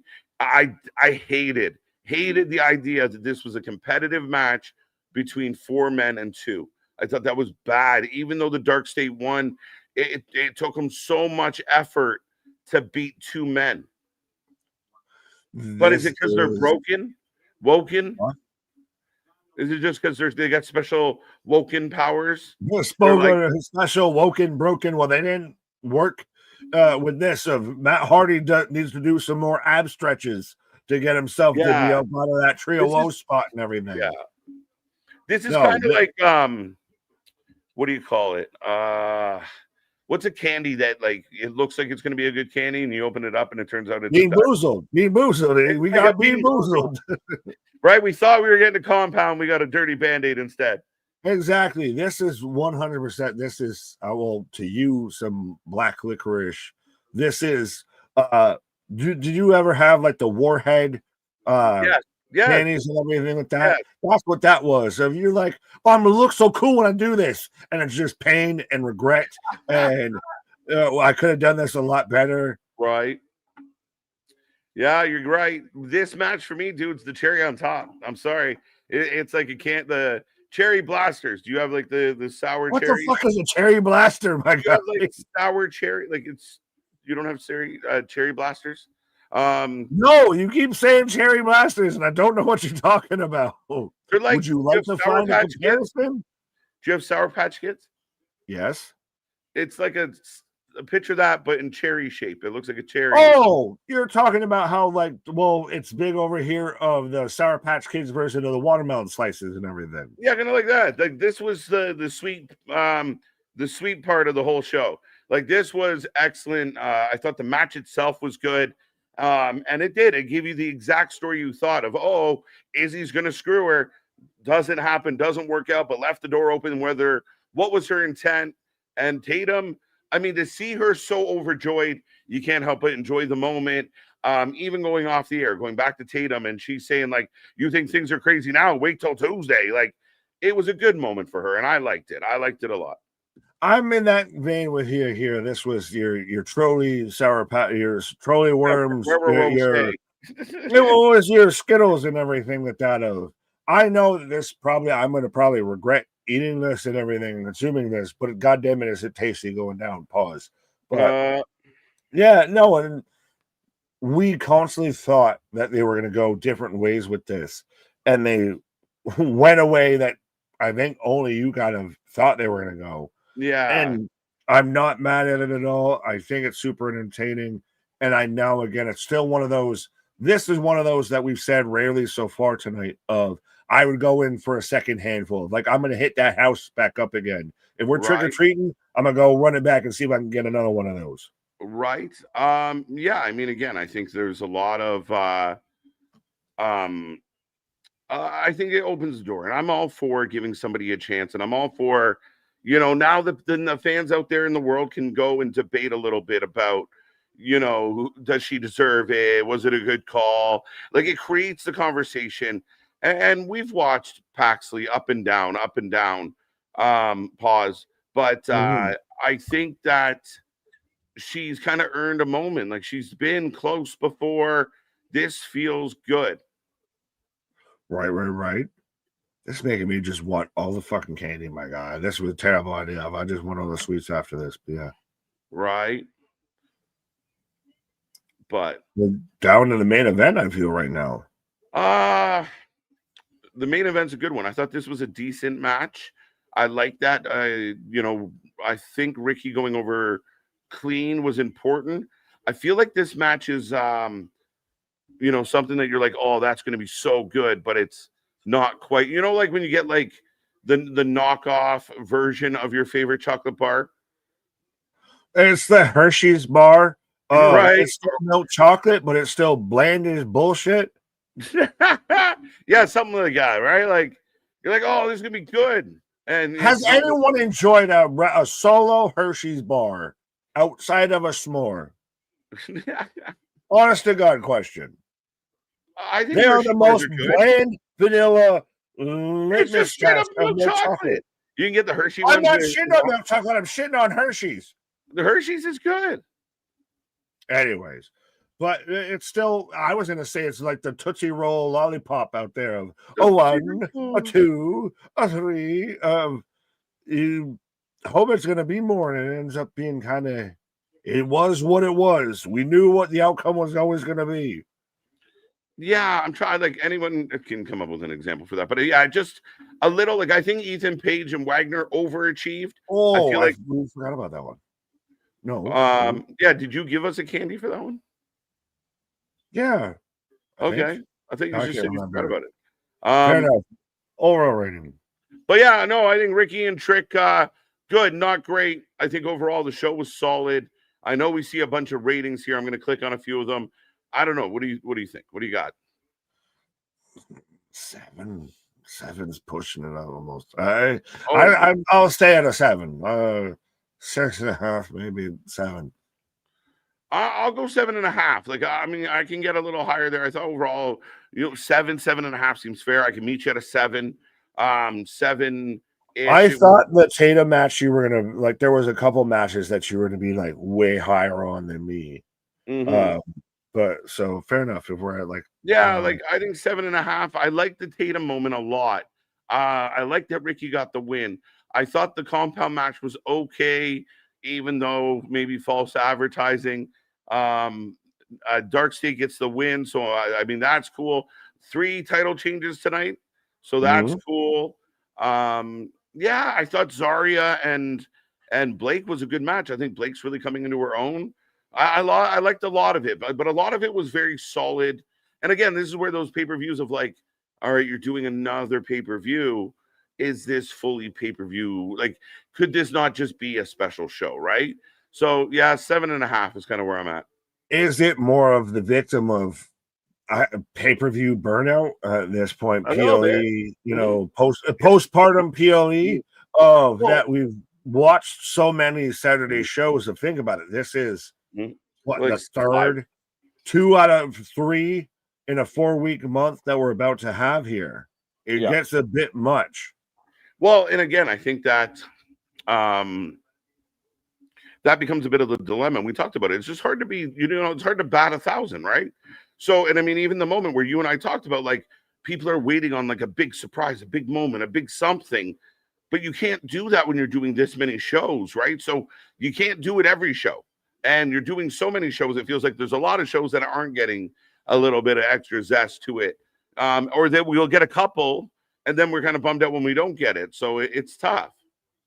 So, yeah, this feels tonight. The ending of tonight feels more like a punch out than like, speaking of baseball terms, because bottom to 7, but it feels more like a punch out in that way than it does of even a base on double or anything like that, a pop up, fly out, anything. Right. It feels like more they just got shut out of. They were trying. We've done so many shows at this point on Saturdays that nothing kind of feels special anymore. Right. No, I agree with that. I agree with that completely. Like, it lacks that, like, and I mean, even for the Hardys, we just saw go through tables and ladders and jump off things weeks ago, right? Like, and I like it, but it's hard to kind of keep that level up. 8.5 from Safed, 8.5 from Damien. Let's go. 3 new champions crown. He's right. Right. Bill Karish. Blickerish. 7.5. Licorice. Now.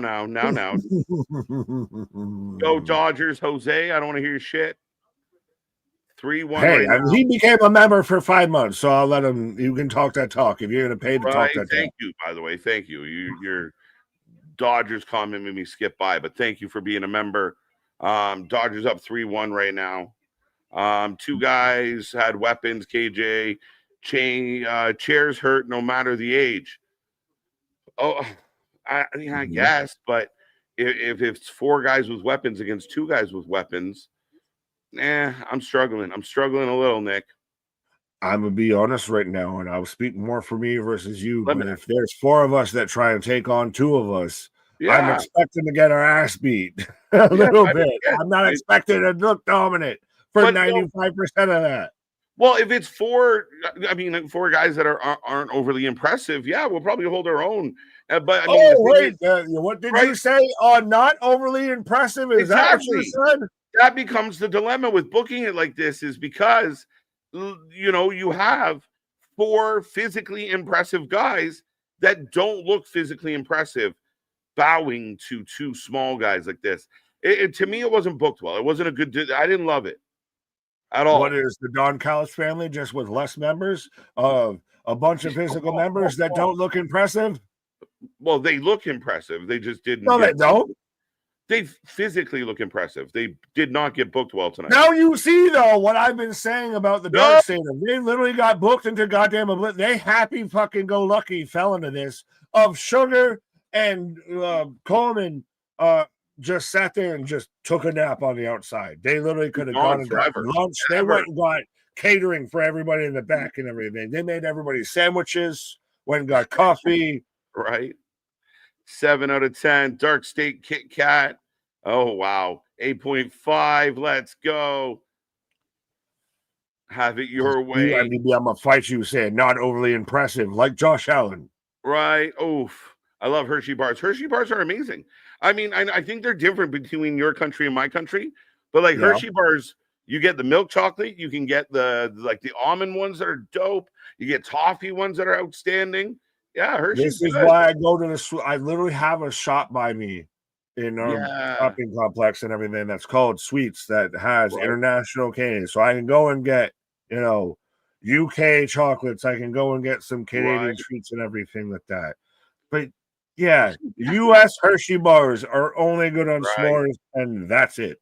Unless you're just like, I need sugar in some facet. Right? No, they're good. They're tasty. No, yours might be. I'm speaking for the U.S. ones. Are not good. Give me a Cadbury any day over Hershey. Right, 7 out of 10. Blake is fantastic. 7 out of 10. 8 out of 10. MDB saying 7. Let's jump him. He said 6.5, guys. No, I didn't say that. I said 7. Smarties are the best. Nick, stop yelling. Red Hots. Nick doesn't That's like just a plain. chip.